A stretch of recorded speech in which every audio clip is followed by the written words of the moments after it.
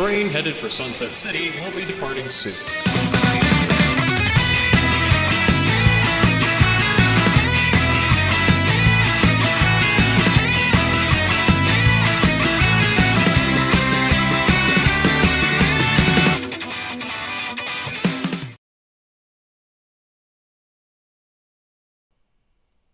All right, Trey. Shut up, Because everybody. this was his idea. Shut up. Sorry. We're starting the show. Can you believe it? Right. Did you put yourself? We're in the clouds. Where? We're all in the clouds. Oh, that's We're in the- precious. Wait, what? Did we Hold start? on. I don't have it. I don't have it open. We've started. They can hear us now. Oh can hear god, us? Trey, I forgot about that avatar. Oh. Wait, hold on. With his can't see it. knockoff Nick shirt. Oh wow, I really could have done a better job about your hair around the ears there. Welcome, everybody, to Sunset City, a Sonic podcast for people who like Sonic and people who don't. With me today is Troy Noibles. Hey everyone, how you doing? To the It's left great of to be him here. is Game Foibles. And on the far right is Suris the Scoibles. I'm a people who don't. And Wayne's Foibles. Oh my god. Oh, I'm so close. good? I'm going- so close to quitting. That's Oh what my she God. said. And me, Pup, who forgot to fix the stuttery backdrop. So, Oh no. today's a very special day. We've got a very special guest and another very special empty space for now, but hopefully that'll change. Today we are celebrating MUME's 70k subscriber special. And if you have a front row seat in the Night Babylon stage, where our lovely audience is... Hey everybody, I've already said hi. You guys got a little early initial preamble, but you know, again, Yeah. hi. That'll be $5, actually. Yeah. From every single one of you. Yeah, that's the thing, is Nick and Suris, before we started, were telling me, I need to learn to accept money. So give me money. It's weird. Like he is the biggest mooch of the super chats, and he's like, "No, I don't want your money." That is Get out of well, here. Nick well, I Jr. think it's Oh, we're calling you Nick Jr. I don't need your money. I have enough money. I feel like it's different because Pup is perfectly fine taking money from strangers, but isn't fine taking it from Taking it from people who care about his fucking well-being. Yeah, I can't. Yes, Are because actually willing. I respect my friends, whereas the rest of you can all go fuck yourselves. Pup would be Oh. one to like rob a bank, and then like the next day be like, I can't accept these $10 from you. Yeah, I kind of know you guys now. I need to Yeah. give Yeah, that back. he'd rob the bank and then immediately go, "Okay, guys, who of my friends needs money? I've got some extra. Here you go." I'd rob the bank, and then someone on the way out would be like, "Hey, how you doing?" I'd be like, "Oh, okay, you can have your money back in that case." So if you guys were not aware, I don't know if we've clarified this or not, but we're actually recording in a different space than usual. Not technically. I think we're all in our real physical space in the same spot, but we're Nope, actually... it's a brand new studio. We just built it. I mean, there was Yeah. the beach since last week, and these This stale house is- chicken wings. This But house we're is still pretty new actually- to me, so Oh my But god. let Nick finish. Let me... God, for God's sakes. No, we're in you'll Emmy's finish when I say you Discord... can't. Shut up! We're in Emmy's server. Oh, hell yeah, Wayne is being dominant. We are in Emmy's Discord. I'm going to be server spanking both live. of you boys after this show, is what's going to be happening. Don't threaten me with a good time. I watch. Dude, I listened to a lot of Panic on my way down on my road trip. I love Panic. It's funny, you don't strike Oh, me as a Panic is panic great. kind of guy. Like, given that you're not, you know, a preteen girl. Yeah, I mean, that joke would work if it was 2005, but it's not. It's just- I it's just listen, good. man. I live my life like it's 2005. Okay, I got like us. 15 I mean, years look later. at the Sonic fan base. No, but look, Oh, like we've got a dude. dude with a guitar in front of glistening water. It's every 2003 music video. No. Oh We're my actually God, all you're like right. every 2000s music video was inside a cheese grater. Oh, that's if you were and- into rap, but if you're into rock, man, it was always a pool or something. Nah, there's some alternative rock bands that did that shit.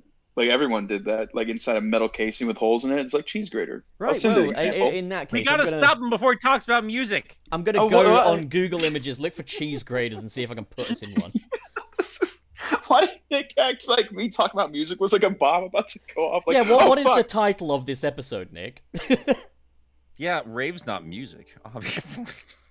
And Oh wow! Oh, I didn't know we had a boomer in the chat. Like, oh, no, we Yeah, got, we He's got not did. a boomer. Yeah, you he's a did. he's a connoisseur. I'm We've the one that got- made the term Sonic Boomer. We've Shut got your the mouth, whole- Trey. That's true. the whole That's a great shebang term. here. We got Gaslight, me, Nick Gatekeep, Suris Girl Boss. Bro, it's bro. And with our Bro. powers combined, we can talk about a blue hedgehog sometimes. Hell yeah. Okay, so Welcome to the Game Apologist. first item we've got in the piss. Trey, do you need a copy of the piss, by the way? Whoa, what? That's the name of our. That's our workflow document. That's our schedule. It says the piss 2, but we're actually on piss 3 now. You're probably completely off guard. So Emmy's people, we're a Sonic podcast. For the modern and classic age. We usually sometimes are. Sometimes we're for Klonoa fans. That's true. I think we might Complain a lot actually of that. talk about that next week, but we're gonna just celebrate the crap out of Emmy's accomplishments and talk some Sonic news today. Behind her back. Behind her back. I Congratulations, Emmy. Jesus Christ! Why don't you make a news show for your cool new subscribers? No, okay, She'll be so here. Hopefully, I'm praying. I'm praying that she is. But yeah, no, it's just fun. It'll be a good time. No, It's been a it's- while since I've actually been on this show personally myself, so it's always good talking to you guys. I love you, Trey. Yeah, whatever. I love you too, Pup. Nick, don't whatever me. Is this a Yeah, don't Buc-ee's? whatever 'Cause my husband. What being the hell do gaslit you right think now. you're doing? Not This by is me for a exactly change. our relationship, and he loves it. So, I do. I love it very much. first item You know- on the piss is new Sonic 2 action figures from Jack's Pacific. Alright, you And see them there. They're More on screen. importantly, I did see them. Like, they on actually Twitter. fixed Supersonic's eyes too. What do you mean fixed? Are you a fake fan of Sonic 3? No, I'm not. I love the green eye figure. They're I absolutely supposed to be adore it. green. Why is he so bendy though? Why am I the one defending the red eyes? This is weird. Why were you the one Dude, you're the one defending, defending Shadow against yeah. Metal Sonic, and not right? you're one defending Red Eyes versus Green Eyes. You Damn, modern you fanboy. You modern moron. modern fanboy. Like, oh, shit. As I'm known to be. No, but like as- they had green eyes for that play set, and a lot of fans had problems with it. And when they first showed off this figure, I don't know if it was a leak or if it was an official. This might be our first official showing, but it was also green eyed as well. I don't know if it's a leak or if it's a fish. Fish. What? We get it. You don't understand still- why these things make me laugh. I don't This understand. is really stupid, but I think I might still pick these up. I know they haven't added much to the figures themselves, but I really like the little lightning add-ons and then the little accessories. Yeah, Sonic's Nick- got his Oh, little yeah, map let- and his let's little... let's be truly honest, Nick. I saw you running around the convention like a kid in a candy shop. You don't need to make an excuse for why you're going to buy random shit you're collecting. I've seen you run around collecting random shit from bins. It's not that random, probably. You are Are a you sure that? hillbilly, Nick. Are you sure that the Thomas the Tank Engine fucking Voltron Dude. thing was? I've been looking for that for years, man. Are you kidding me? Hang on a minute. That You can thing's get them at the amazing. bargain store up the road from me. You should have just asked. You have those. You have the bootleg Thomases. We've got a shop called Home Bargains, and they've got those Thomas the Tank Engine Transformer things there. How much are they? Like 99p. Oh my Yep. god. Oh no. You sound like that thing from Mario where he's like, oh my god! I spent $45. You did. Hey, if it cheers you up, what I'm talking about might not be what you're talking about because I don't know what you're talking about. Watch, you're going to take a picture of it, you're going to send it to Nick, and it's going to be the exact same thing, and you're going to dig an existential hole of dread for No, this but man. as it is, it's like a 30-minute Well- bus ride away from me. I don't want to go that way. Well, I'd say just resell it and have Pup buy the. Or maybe check that what you're talking about is what I'm talking about first. How am I Right, supposed to right, check? What is he going to do? Teleport to the UK? No, you take a picture of the item you purchased. I'll go see if they have it before you You said sell you it. wouldn't do that. You Oh, just said you he's still in his box. I'm still Like, the idea was to reorganize the game room when I got home, but what instead happened was I had severe back pain and then Okay, look. headaches and all Sonic kinds of 2 toys, problems. okay? We got ourselves a Sonic 2 Supersonic. toys. We got ourselves Sonic with lightning up his legs and fun accessories. A Master Emerald that comes with Supersonic. Like, we all cool with that? We all happy? Happy to move on? Oh yeah, it's fine. it's better. Oh! Have you guys seen the latest stuff that's been popping out? I forgot that Target was already producing these. The latest wave's out. I have not seen Espio yet, but I got my egg robo, and it is fantastic. Oh, the Jack specific wave. Yeah. Ooh. Ooh, that's cool. Are they not all Jack Okay. specific these days? They're all, yeah. Yeah. Suris. Anyways, okay, so next item on the piss. Sonic Frontiers story details. Ooh. Okay, so Game Informer. Their journalist Brian Shee has written up a little something about what we can expect from the story of Sonic Frontiers. It's got interviews with Iizuka, Ian Flynn, and it all looks like a step in the right direction. I don't know. Have you guys read it? I read have. Yeah, I've skimmed it. Yeah. I have some concerns. Mhm. Okay. So as I've read it, the things that Ian has said in the article are along the lines of like, if you listen to Sonic say certain things as he's running around the world, you'll hear certain name drops that I think you'll find are very interesting. Like he does a lot of like saying that as opposed to there being characters we might have characters other than Sonic, Tails, Amy, and Big and Eggman in here, but those are the ones that have been named so far.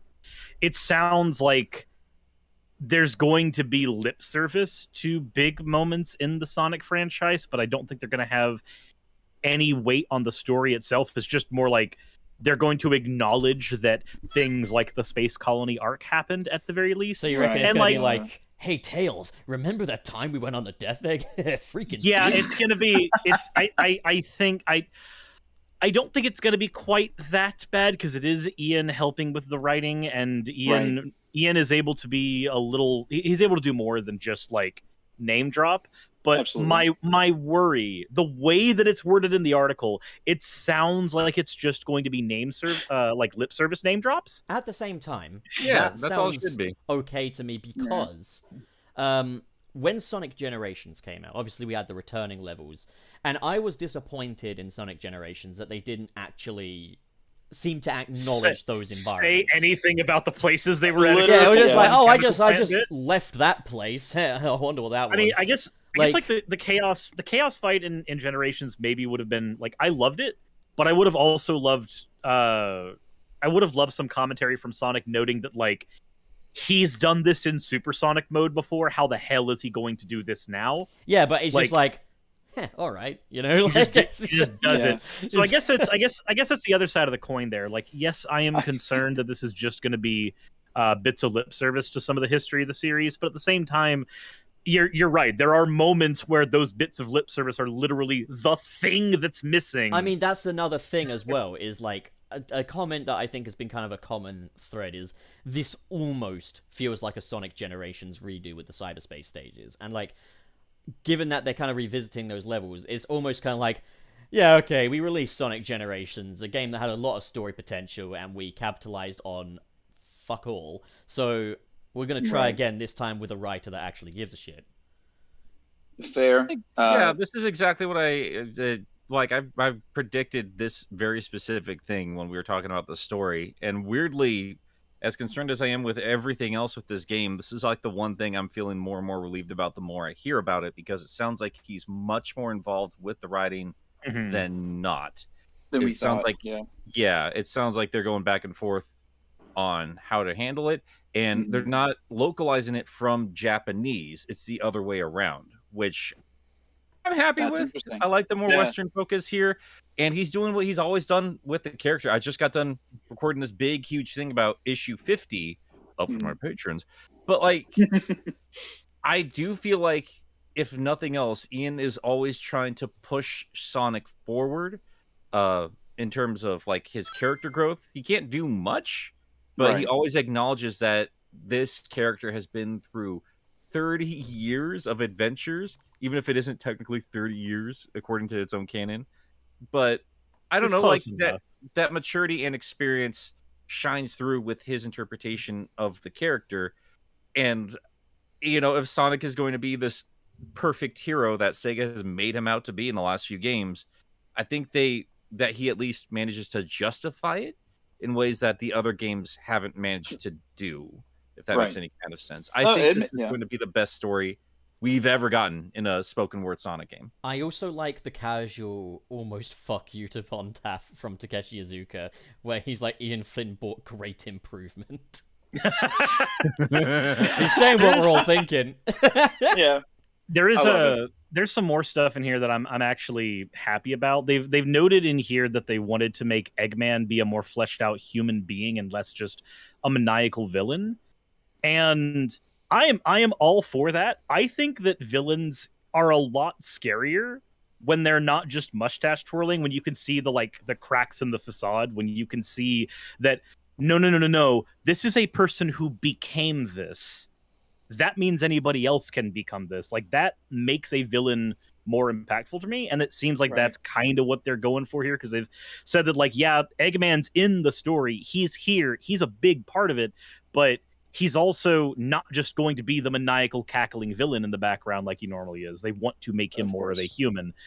I'm okay with that, especially with Ian writing him. Yeah, that's his favorite character to write, and I think that's going to show. It'd be cool if they even acknowledge Mr. Tinker. Also, Trey, are you happy? I was going to say, Pup, I want to appreciate that. I think you're going for a very specific look. I also recognize what this actually is, and it works for both. I love being in a cheese grater. I haven't had the stream pulled up because I was like looking at the chat for the server. This is I'm happy. Thank you. I appreciate it. This is amazing. This is for you. It's gonna make a few people's eyes hurt, I think. So I might turn it off, but Nick, you mentioned that Eggman was one of his favorite characters to write. Remember when Ian was posting on Twitter about his the line reads he was most excited to hear?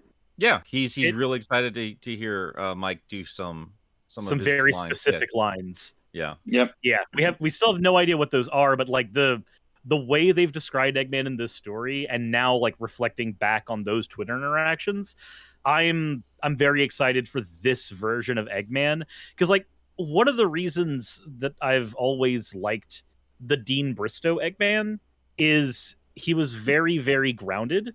Like, this was a person you could see doing the things he did. And then, like, we got Pollock, and I love Pollock. I love his performance, but he's much more cartoony with Eggman. I really got to ask, where are you getting this background information on Bristow's Eggman?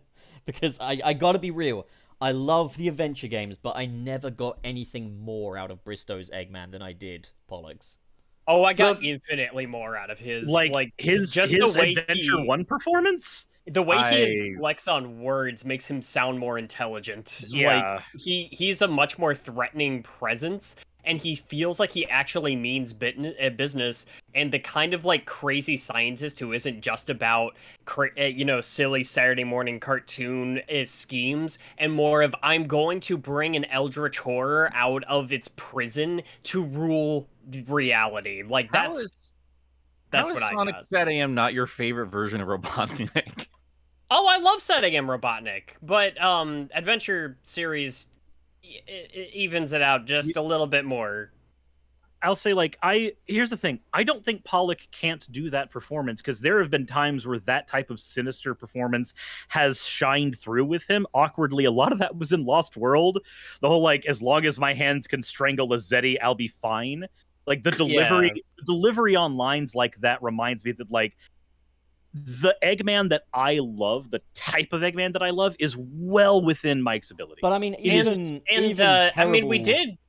terrible games aside, I thought Pollock's performance in 06 was really good. Did you like what I did there? 06? Terrible games aside, 06. Well, we also did hear some good, like, serious Eggman in this like weird little like fan project I heard of called Sonic and Tails R. I was about to mention. Yeah, it was like a radio show, or something.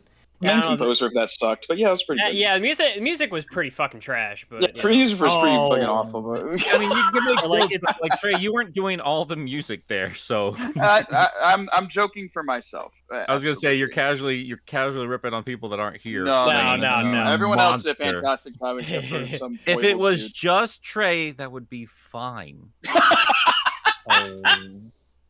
God damn And it. so like my thing is not that Mike can't deliver that performance. He can. He very well can.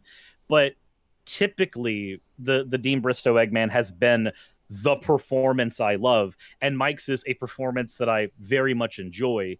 Usually, the story of this game, the way it seems to be shaping up, it looks like I'm going to get Mike Pollock doing the Eggman that I love.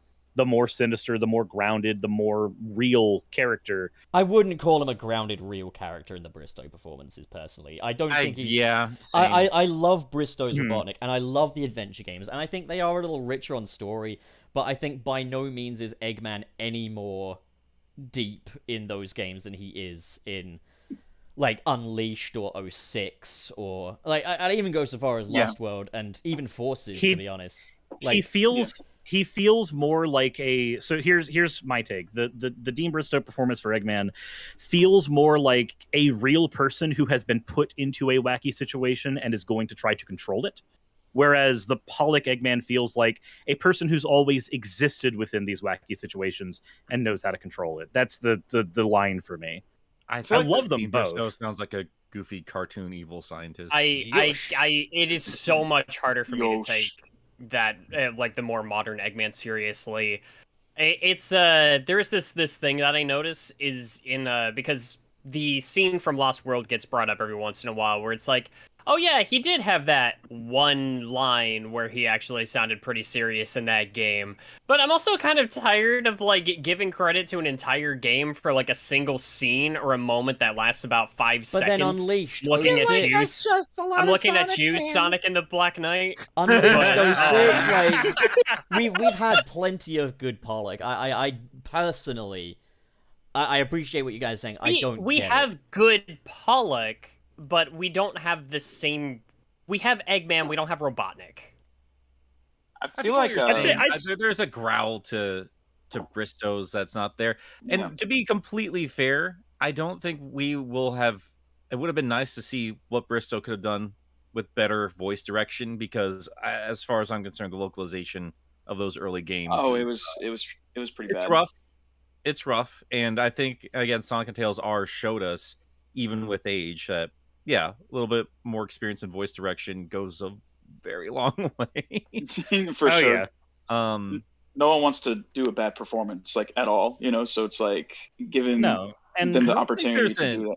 I don't think there's a Robotnik or Eggman performance that I hate. I'm No. very thankful that I managed to grow up with like three radically different versions of this one character, and I don't know, man. Like I've learned to like Bristow a lot more, mostly from hanging out with these two weirdos with the glasses on.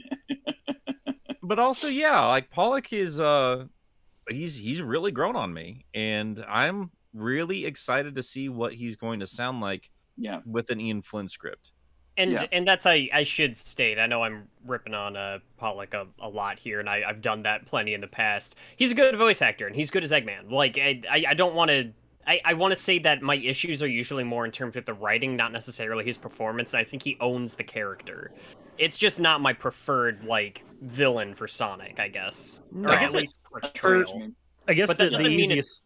it doesn't mean it's wrong, and it doesn't mean it's not good enough. It just means I kind of miss Bristow. I mean, my favorite, and always will be favorite, is Long John Baldry. But like, of course, I've accepted that like my time with this franchise, my peak time, my best days are behind me. Probably, I'm retiring. Oh, that's me. Like every day.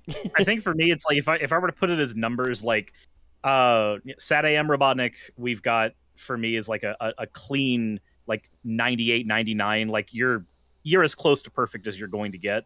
Bristow is right under that. Pollock is right under that for me. Like, and they're all still within the 90s. So it's like I'm not saying that I think that Mike's performances are bad. Just if I have to put a hierarchy of Eggmen, he's third in my hierarchy. I have nothing but respect for the man that could just say the word snooping as usual and make it sound like penis. That's artistry. But as it were, like Long John Baldry was also a super talented musician as well. Like he was an absolute legend. Oh, Rest in peace, Long John Baldry. Yeah. Rest in peace, Dean Bristow. Like, hell yeah. We've lost two legends, regardless of whatever we our have. favorites are. Those two were phenomenal actors, and you know what, man? Like, even if I like Pollock just fine or whatever, like I think I've really. It took me a long time to really give a crap about any of the voice actors in general. To be honest with you guys, I remember the first time I saw Radical Soda's video on the voice actors, and I was just like, I just kind of shrugged, like, who cares? Turns out everybody here cares. Yep. And I've forgotten like how important that was for me when Sonic was going to show up with a voice in the video games for the first time. I was really, really anxious to hear how these characters were going to sound. And yeah, while it's a little stilted, I'd say for a first time out in 1998, 99, I thought they nailed them all beautifully. I still just I love Ryan Drummond's performance in Sonic Adventure 1. Also just paired with I love the snotty, shittier Sonic. The thing he does it so well. It almost feels unintentional. He's just this little scrimbler that just yells things. I think it's a little bit. I keep forgetting. I was like, I like Jason's performance, and I think I liked both of them just from like how they talked shit to Knuckles both times. Absolutely. Hey, way to go, Knucklehead! I still just love like, where are you going, you big drip? Yeah, but Jason's had to grow on me because, man, I remember the first time I heard the localized Sonic X, I was like, I guess Knuckles is gonna fight Bugs Bunny, I suppose. Yeah, I remember very early on some of the this was like Sonic X 06 and Shadow the Hedgehog were like the newest games and media we had, and I remember the conversations and even like a shit ton of YouTube videos that were talking about Jason's voice work, and they all had the same criticism of like, he always sounds like this, and just that constantly and nothing but that. And he's then like always observational, like, and then as we got more games with him, as we got stuff like Unleashed and Black Knight and Secret Rings, we got more performances out of him where he was able to actually show other sides of his emotion. And then like that, I noticed just that conversation flip awkwardly. Most of that conversation flip seemed to have started around the time we got Roger Craig Smith, because this is a weird thing about the Sonic fandom where like they don't seem to celebrate people, with a few exceptions like Eggman, until they're gone. But we're also really fickle as well. Like the new thing will come around and we're like, oh, that's the best thing ever, and then like 5 years down the line, we're like, I no longer wish to be friends with How this. did I enjoy the Sonic Color story? Like, I don't get it. That's what it's going to be with Prime, is like Devin Mack and the new cast are going to come on and we're going to be like, they're the best ones yet. And then like season 2 in comes 2 out. years. Like, season 2 Sonic Prime's like, oh, can you just get new voice actors already? I'm bored. I feel like it goes the opposite way with a lot of fans. I think they're very averse to change, and then we wait for the other fans to grow up to say, no, I like this thing. I think Sonic fans are all about change until change happens. So is that? So I do want to ask though. That wasn't even meant to be funny. No, that's fucking true, dude. It's true though. I do want to ask though. Funny, Is that any different from any other franchise though? Oh yes, the Sonic fan base is very, very different to every other fan base. It's very different. No. So my thing is like, so working where I do, I see a lot of different people from a lot of different generations and walks of life. They all grew up with a different like era of video games, and each one is stuck in their nostalgia of something. I can't tell you how often I get people who act like a 3D Mario game is the most confusing and daunting thing in the world. To this day, they will not touch Mario 64, Galaxy, anything like that, because to them, It's it has to be on a 2D plane going left to right, or it's too confusing. Oh, actually, Two- so- Two No, new no, no. gamers when they Here's- walk forward. that. Whoa, what the fuck? Here's the thing. I'm being I know you're 100%. Yeah. Yeah. You're being Yeah, serious. I know people like that, and that's fine, man. Like Yeah, that is well, a that's- much more complicated game. And that's what I'm talking about though, is that Right. like working in a game store where you're dealing with people that are a lot older than us or younger than us, you start to kind of see how each of them has been taught what video games are and what video games are to them, what kind of Right. experiences they're looking for, and none of them are wrong. It's why I still like that we get 2D Mario and Sonic games today, but it's like why I still want 2D and 3D Metroid to coexist. I think that there's a place for all of it. Except Sonic Yeah, Forces fans, they can 100%. fuck them. No, I can kind of I can kind of see the mindset.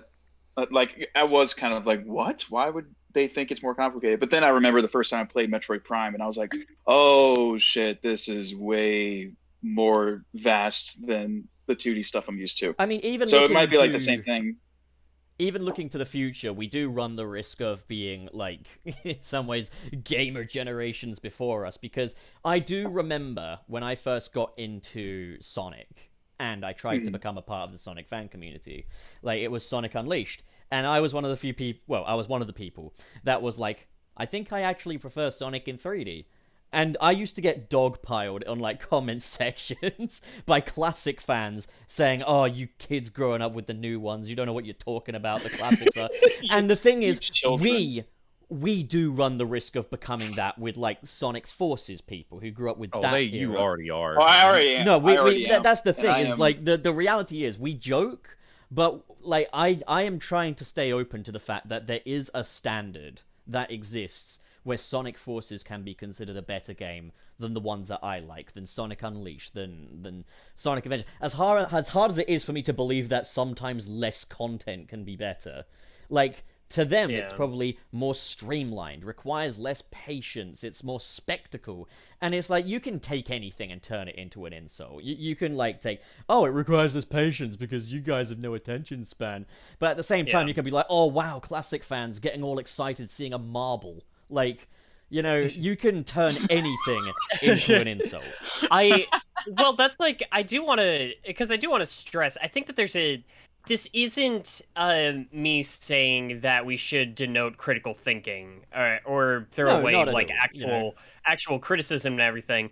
Because there's different criticisms that can be levied at any generation of games. Like, every generation has its problems. I can still go into a long laundry list of reasons as to why I think Sonic Forces is inferior to what came before. Sure. That said, I think it's still important to keep an open mind as games continue to evolve, and as the market continues to grow, that sometimes what's really going to be kind of at the heart of everything is, you know, the mom and dads that come into my shop that don't play games all the time, that don't know this stuff like Right. on the back of their hand. They're casual gamers. They're the ones at the end of the day who keep this market alive, not us. We have some influence, but we're not like the main thing bringing in the dough, I don't think. Exactly, but No. I see it happening already with, like, adventure fans on Twitter being like, oh, here come the Forces fans all grown up. Yep, And it's they're like, growing but up it's now. like- Stop them. But it's like, remember how you felt when the classic fans were slagging off your thing.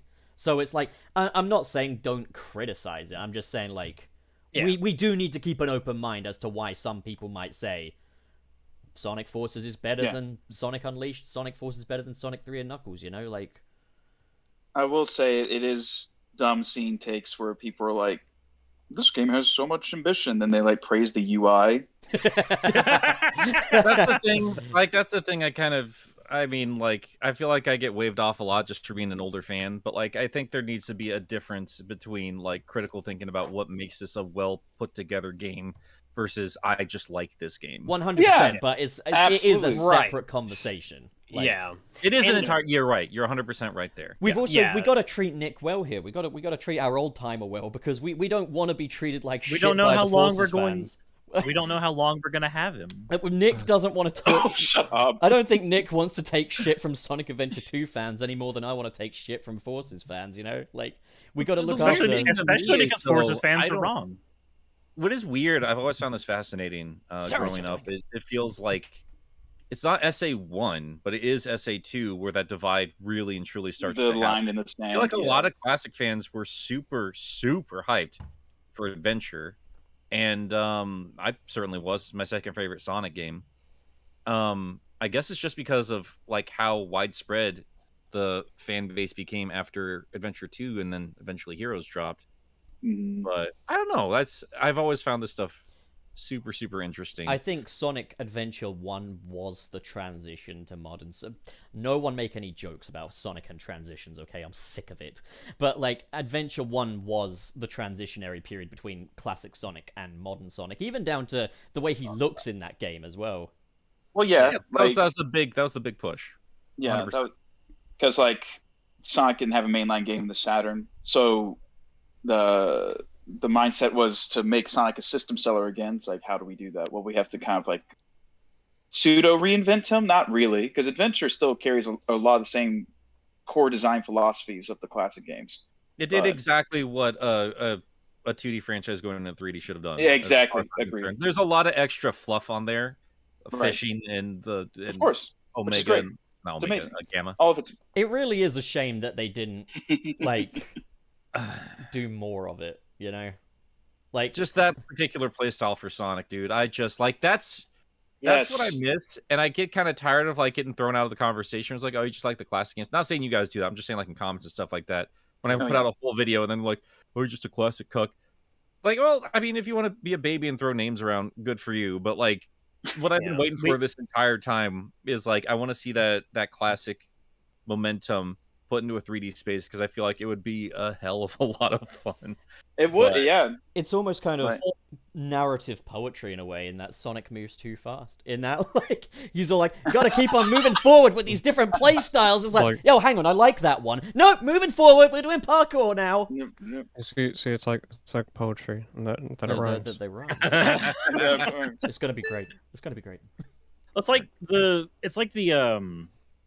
we have a word for that. It's called a thought terminating cliche. When like instead of actually having any type of argument, they've got this like bucket of ideas, and if you happen to exist within that bucket of ideas, you're good. Then you can get dismissed very, very quickly. Oh, you're bad.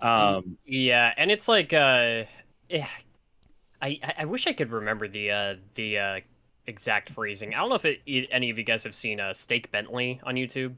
His name is Steak. Is that actually his name? That's not his actual name. No. Oh man, he's so cool. If I have a kid, I'm calling it Steak. His actual name, Channel Pup. He's no, but Steak Bentley sounds more like a name than Channel. Come on. No, it doesn't. Yes, it does. He did You literally were just like, is his name Steak? Steak could. Okay, look. Steak could be a name. Channel is not. Steak? Look, okay, look. You got in America, you got all kinds of craziness. You got people called like Rusty and stuff. Like, there's no reason why you couldn't have like steak and barbecue sauce. I don't know if Rusty's on anybody's birth certificate. Oh, okay. Someone hasn't watched the National Lampoon's Vacation. You had a point. Movie, then. Wait, had a point. I'm sorry. I'm gonna time out. Yeah. I'm out of here. He did an amazing analysis of Metal Gear Solid 4. It's like 3 hours long or something like that. It's one of the best videos on the platform. But he was talking about like the Metal Gear Solid series and how like things did kind of take a dip in quality if you're looking at it from a certain way. But he I just liked the simplicity in which he said it. He was like, the only thing that seemed to go down was if you're uncreative and unwilling to elaborate, bad writing, and then he just kind of leaves it there. Because that's all that we see in these arguments is just people unwilling to elaborate because they don't actually have a point. They're just like, no, this goes against what I have accepted as the true good or bad of this franchise, and if you're going against that, then you're wrong. Oh, speaking of this though, I just remembered the piss is a thing. And I checked the piss. I was gonna say, like, yeah, we've not No, like, so in kind of spirit of this conversation. So Games Cage, Fatal, had an interview with the Game Informer journalist Brian. Wait, did you say Fatal? Fidel? You mean Fidel? Oh, okay, my bad. Fatal. You cannot make fun of me for a mispronunciation ever again. How Like, that was how pretty many bad. times have I ever made fun of you for mouth, mispronunciation? The evil delic is what I always fucking hear Oh, all the come time. on, that's only That's fair. not you. That was Nick. This is Mr. Wait, are you Delic. not the same? That was Listening to Nick. him This is Mr. about Hydro City. I feel like I'm like a mayor running. Yeah, for yeah, job. fuck you, Trey. You thought it was Hydrocity, you fucking idiot. Hey, Shit. it is You Hydro piece City. of shit. You gotta teach me how to do that when I'm out there. Nick. That pronunciation Piece of in shit. it. Anyways, Oh. okay, Anyway, so yeah. yes, Fatal.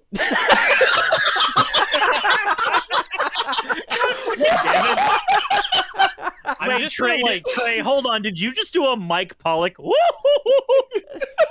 Wait, hang on. Wait, Suris, Wait, dude. Suris, Yes, wait, you did. Suris, were you unaware I it's need to- pronounced Pollock? I need to like Photoshop. Foidles. I need to Photoshop Fidel as like Terry Bogard and just like have it say Fidel Fury. Okay, alright, thank you, Fidel. Alright, okay, so, Fidel's interview with Brian. Brian suggested that Sonic is slower in Frontiers, but he actually has some momentum-based gameplay. Now, to that I say, I'll believe it when I see it. But, Yeah. thoughts? Well, I think that just shows you just how much this game relies on momentum. Where they're like, oh, I think there's some momentum in his movement. I'm like, all right, that's cool. I mean, I don't guess. know, I'm paraphrasing. Hang on, let me get the thing up. Why did I not get the thing up? I should have got the thing up. Hang on. Check out the thing. Oh. Yeah, Oh, the actual interview? No, I it's think the gameplay we've seen speaks for itself. I think it's just boost gameplay. No, but like let me find the thing. My friend sent me a thing, and that's what I need to look at. No, but Nick, you don't understand. A giant open world with grind rails, people are gonna spend 5 seconds on, and they would rather do it poorly. But say that there's physics. Look, then- Takeshi here's the Iizuka thing. has said himself, "You don't understand the game." Oh Yeah, my that's true. You don't understand. All right, so This- we this- got a full You list just- of shit here. You just okay? don't understand. I Secret understand Rings. his other games. Is So- the problem. Here's a summary of Fidel's interview about Sonic Frontiers. This comes from the Twitter page Sonic Frontier, okay? So, the demo that Brian played was an earlier build than the IGN showcase build, so that means that even Sonic took too long to pop up. He didn't unlock the full ending, just the Northwest. The game won't have a lot of characters, okay? It starts with a CGI cutscene of Robotnik trying to take control of the island, but failing, and he ends up getting sucked into cyberspace. He gets suck. Yeah, that's why I said it in Good that stuff, pacing. yeah. The So circles. Amy's quite a big part of like the gameplay loop. But okay, Sonic controls very good. He has the right weight and feels connected to the ground. He feels fast, not as fast as the Boost game, and from what he played, Sonic definitely seems to have momentum in his movements. But the thing is, that could mean anything. I'm gonna be real. Like the Boost games, they do have momentum, just minimal usage and minimal reason to use it. But it's like It's not built upon. It's very basic. it's not like a central part, like because like you can struggle to run up a hill in Sonic Generations, but that's provided you stop boosting to check. Like that's the main thing. You have to go out of your way to experience it. The Pretty much. it's suggested that there might be more than 7 cyberspace levels per each island. That's just like an estimate, and there are like 5 missions for each cyberspace stage. Like for example, get an S rank, collect red rings. It's grindy stuff basically. I mean, that's some Tony Hawk stuff I've been kind of into. I don't mind that. Yeah. That's kind of cool. It sounds good. Like it all sounds promising to me. As far like even if it's not a momentum, if it's just another Boost game, it still sounds like a step up. As far as I I'm mean, concerned. yeah, like at the end of the day, while I don't like Boost the most in terms of Sonic mechanics, I don't hate Control. those games. You know, My favorite No. part is Yeah. probably gonna be where Sonic is like popping into this new place, and he says, Everything's "Here I popping in. am, getting older all the time." I don't get it. he's doing a Tony Hawk joke. Yeah, I think my favorite part is going to be when Wayne just goes nuts over the fucking temples. I would love. I am going to He's- nut. We over haven't these- actually seen a temple yet. I just want to point that out. We better. We get to see a temple. You're gonna get some weird kind of Art Deco temples, so just heads up there, Wayne. I want temples. Hey, dude, I'll take Art Deco temples. I like the look of those cyberspace levels where it's got roads and rails everywhere. That's cool visually. Enjoy running on one of them. I don't care. I like seeing it in the background. I don't have to interact with everything I see. It is true. I mean, there's a That lot would of be kind of cool. That's kind of the point of a 3D Sonic. Well, here's the thing. Like, I really wanted to run on those fucking mountains in the background of Hilltop Zone, but I couldn't. You see those mountains in the distance? You can't get there. You know what? Yeah, you know sucks. Hey, in like Sonic Adventure 1 when you're in the Lost Kingdom or the Lost World, whatever it was called. Lost World. And you're Snake. you go out into the balcony and you see like the trees stretching across the plains of the Mystic Ruins. Why can't we go there? Outside of this temple? Yeah, not once did I ever think, oh man, this level sure is cool, but man, it's a 3D Sonic game. I should be running across all those freaking trees. I mean, Sometimes it could just Yeah, to be- because it was to be 1999, Wayne. To be 100% fair, you fuckers, is those trees, you do actually get to run through them at the Mystic Ruins, effective. That is geographically where that is. Now, here's there though. here's the thing I'm gonna fucking say, is that no, I don't need to run on every single crevice and surface, but it does annoy me a little bit when those background areas look like game mechanics. So, like, when I'm in, like, Green Hill, and, like, it's like Lost Valley at the start of Sonic Forces. You can see this loop-de-loop right ahead of you, but you don't actually get to go on it, you know? Like, that's a mechanic right there. That was the point of Green Hill. That. Like, that would completely change my outlook on Green Hill. Like, even forgiving the reuse assets for 11 years is just like the original intention. And I feel like a lot of this discussion today, we've just been repeating a lot of stuff we said in previous episodes. I thought this was going to be about Sonic music. fans. But like, We're still waiting for the second one. but no, like Green Hill was meant to be a jungle gym. It's a playground. You're supposed to be able to jump on all of these platforms and go through the loops and tunnels and have a whole bunch of fun. And the closest we ever got to that is a secret level in Sonic Adventure 2. To be fair, though, it's the kind of thing where if you said that to Izuka, he'd just turn to you and say, not anymore. And then the argument would be over. Like, that's just it. Is there momentum in this game? No. Hey, what do Sonic fans want? Chow Garden. Is there a Chow Garden in the game? No. No. That was so funny.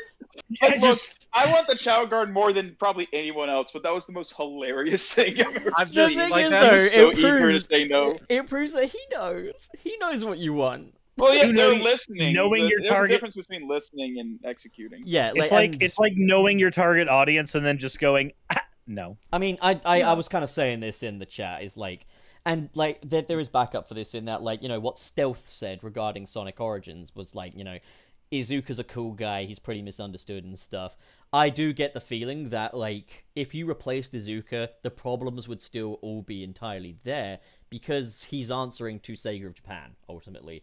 I get the feeling, from everything I'm hearing, that Izuka would like nothing more than to make Sonic Adventure 3. And that he's going to say, like, can I make it now? And he's like, no, fucking make this instead. You know? Yeah, it's like I But can't then speak he'll- for the guy, but I do also get that impression. But then we literally get the whole, don't worry, guys, the next one will be Sonic Adventure 3. No, that was the thing. is also- like, I also, well, I was gonna say, like, in that same interview, Izuka said that they didn't even have plans for the next Sonic game after Frontiers at the moment, and that does kind of bother me. well, no, because, he like, said why? he did. So in that interview, the one that was on the IGN thing, he said, yeah, no, we don't know what's next. In the one with Game Informer, they said, do you know what the next Sonic game is? And he's like, yeah. And they also he asked, figured it out this past week. Don't worry. They did. I mean, we don't like- know when that was recorded for IGN. Let's face it. Like, that could have He's been just like, recorded he's months just like, in we're gonna advance. replicate the Sonic Adventure 2 environment to a T. You have 11 months to complete this. It's also worth noting, though, like, that can actually happen. It can just be like, do you know what the next Sonic game's going to be? No. You go to work one day, say, like, this is what the next Sonic game is. Do you know what the next Sonic game's going to be? Yes. So, like, Yes. it can, to be fair, happen. Fair enough. That kind of worried me because, like, that interview where he did mention SA3, it seemed like everyone was hyper focused on that, and I'm like, no, I want an Adventure 3, but I would want a Frontiers 2. I would want, like, Frontiers to I be so want good this that I game would to want a make- Frontiers to be good. Exactly. I mean, like, I'm sorry, but old man in the room was just like, yeah, I wanted Sonic 4 one time in my life. So, And then you got it. Yeah, then you got Sonic Mania, man. Yeah, you got real 20 Sonic. After 23 and we're years. never So- going to get it again. So it's not Sonic Adventure 3 we want, it's Sonic something else, which feels like Sonic Adventure. I don't You know want where I'm Sonic- going with this. You want but Sonic Poibles. Sonic Foibles. I would play that. Sonic Foibles. I would so play Sonic Foibles. They've been on a Sonic dash F word craze with Forces and Frontiers. Let's keep it going with Foibles. Sonic Get them fuck. foibles. I mean, where are we in terms of, I mean, games? In general? I'm not, I don't know. like, is that all we took away from Fidel's interview? Yeah.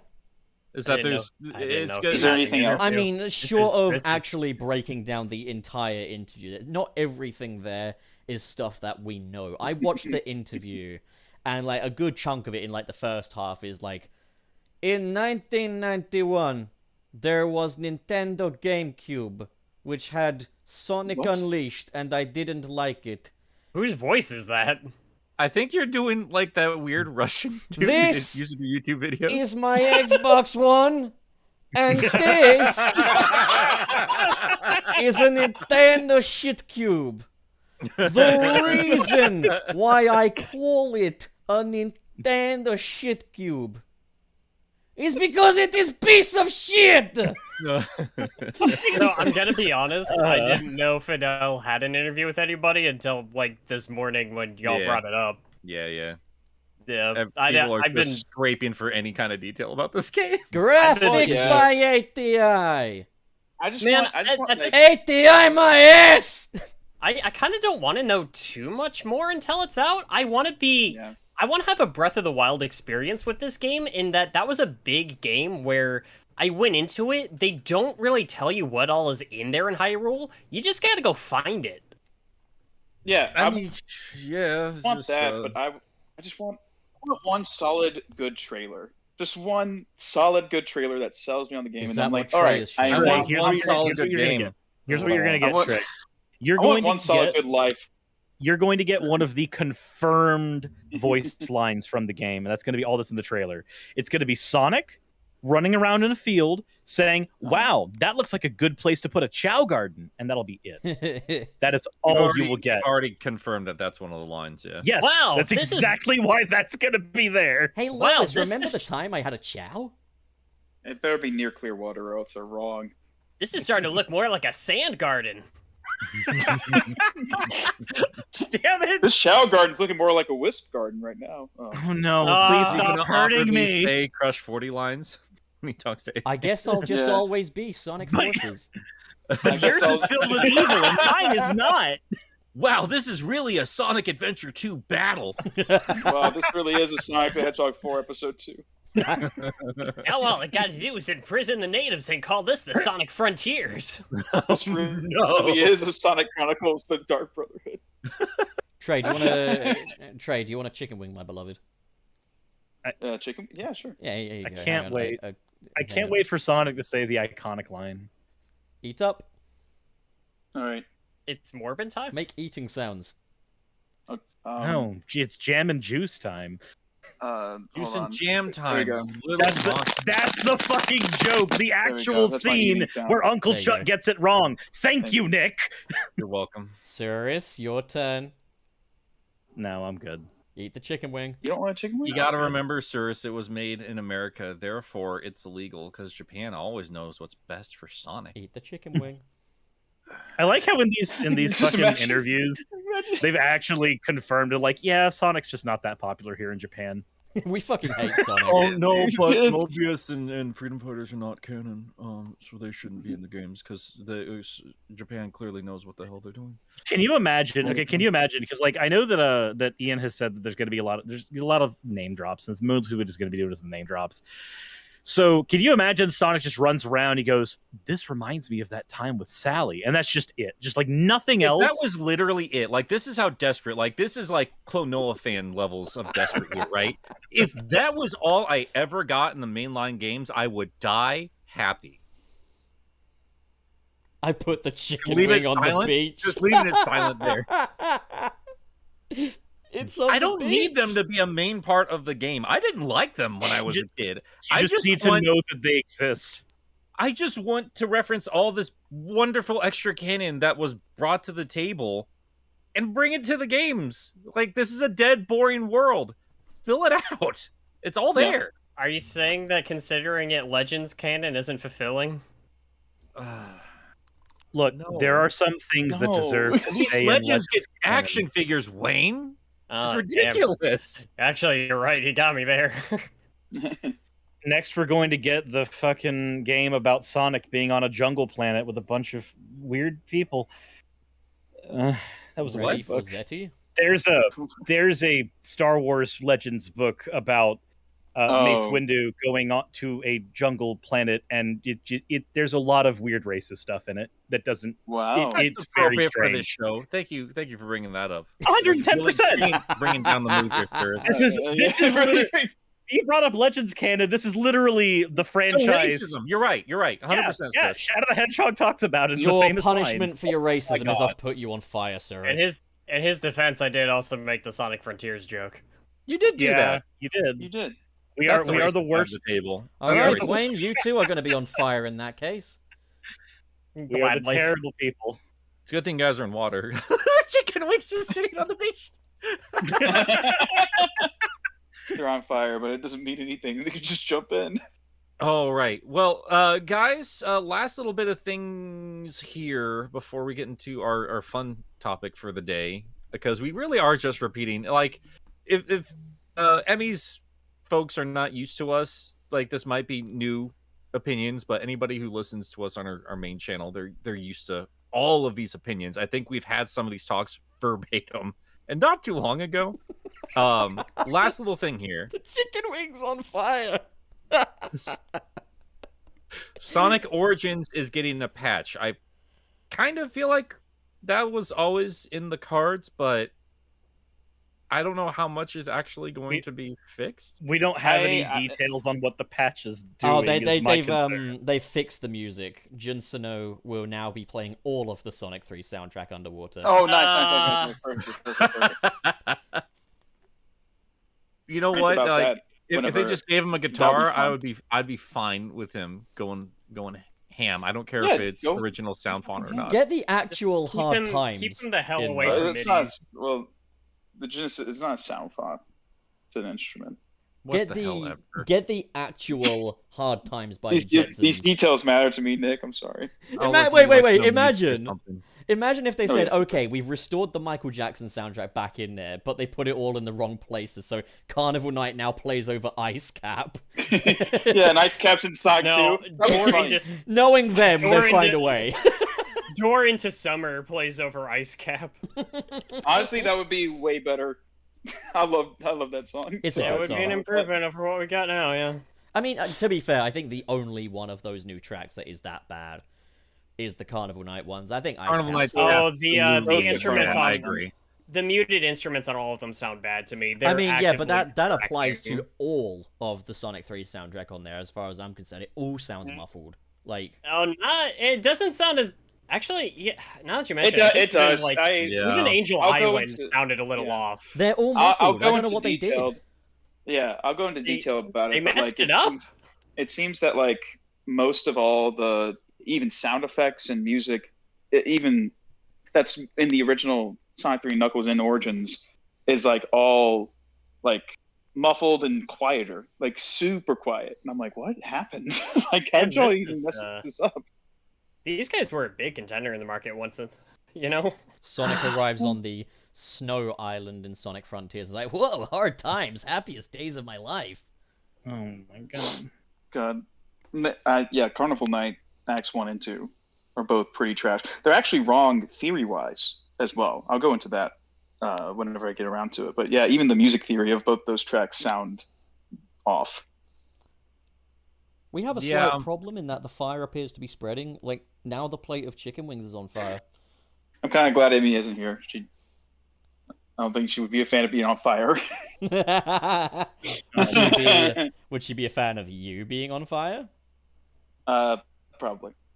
So Well, I there wanted you to talk about I want to talk about these patches a little bit because I've been very curious. I do think some of the more obvious ones, like the busted tails AI, is probably going to get fixed up. That needs to be fixed. It ruins the fucking game. Boing. I don't know how it works in terms of Sega. Like, if they just had Stealth and his team work on Sonic 3 and Knuckles, I don't know if they're going to be able to does Sega own the retro engine? Could they have other people do that? Because like Stealth has not, I'm on his Twitter right now. He tweeted like mad for a little while there, like June 23rd, surprise, and he's not put anything new out since then. And if you guys don't remember, he was like the day of release. That is the day Origins released. He was like, so this ain't my fault. This ain't my team's fault. Sega's fault. And we talked about it like last week and the week before that. Do you guys think that Sega would actually work with him again? No. I don't. No. It's I hard would to hope say. so. Like, No, there's no way. Like, here's the thing when it comes to like the business and everything. Like, and I'll keep it vague, but like, you sign contracts and you're only able to talk about so much with NDAs and everything. If the day of release of a project, you like go on the spiel, reveal a bunch of stuff, even if it's true, that company is more than likely not going to be able to work with you anymore because you breached contract. Yeah, plus I feel like I could answer your question with a question. Have you ever seen how a Japanese company like this acts? Yeah. Oh, whenever you try to break hierarchy. Yeah. Yeah, not very well. I'm predicting now that they're never working with him again. Yeah. that's one way of shooting yourself in the foot, though, because like he delivered him and his team delivered like one of their best like known games anyway. Like, you know. Yeah, but it's Sega. They're stupid. Yeah, I know. we should have Mania 2. It's business. We should. Mania 2 is I mean, not happening it's- like ever. It's another situation that seems to happen a lot with Sega and this franchise. It feels like, hey, we have a good working relationship right up until we don't. And I feel like, yeah, because I was saying last week, like I was kind of pissed, like, yeah, like Stealth does need to defend his team, but yeah. For me, it's the timing. I feel like if this happened like maybe like a month after release, after everyone started like kind of like finding these bugs on their own, and then people were asking him questions, he was kind of prompted to answer. And then after all the promotional material was already done and all that stuff, and it's like, okay, you know, I feel like at that point NDA is not even a thing, and you can kind of talk about it a little bit more. But like since it was the day of release, like that's breaching, and people canceled their pre-orders because of that. And Sega as a business doesn't like that, even if everything was true. Yeah, no, you're right. You're 100% right. I feel like both parties kind of screwed up, and the fans are going to pay for it one way or the I other. think Which sucks. there's another side to that though, where like where NDAs work. There's usually because I've signed an NDA before. Yes. There's specific things you can talk about, specific things you can't talk about, and sometimes an NDA is very vague. You do not mention anything that happens with this company. You know, that is not currently public knowledge. Like that, you can word an NDA like that, or you can say like, do not talk about specific projects or specific things within these projects. We don't know what the NDA said, so we don't even know if he's broken NDA. It's very likely he has, but we don't know that because we haven't read the legal material.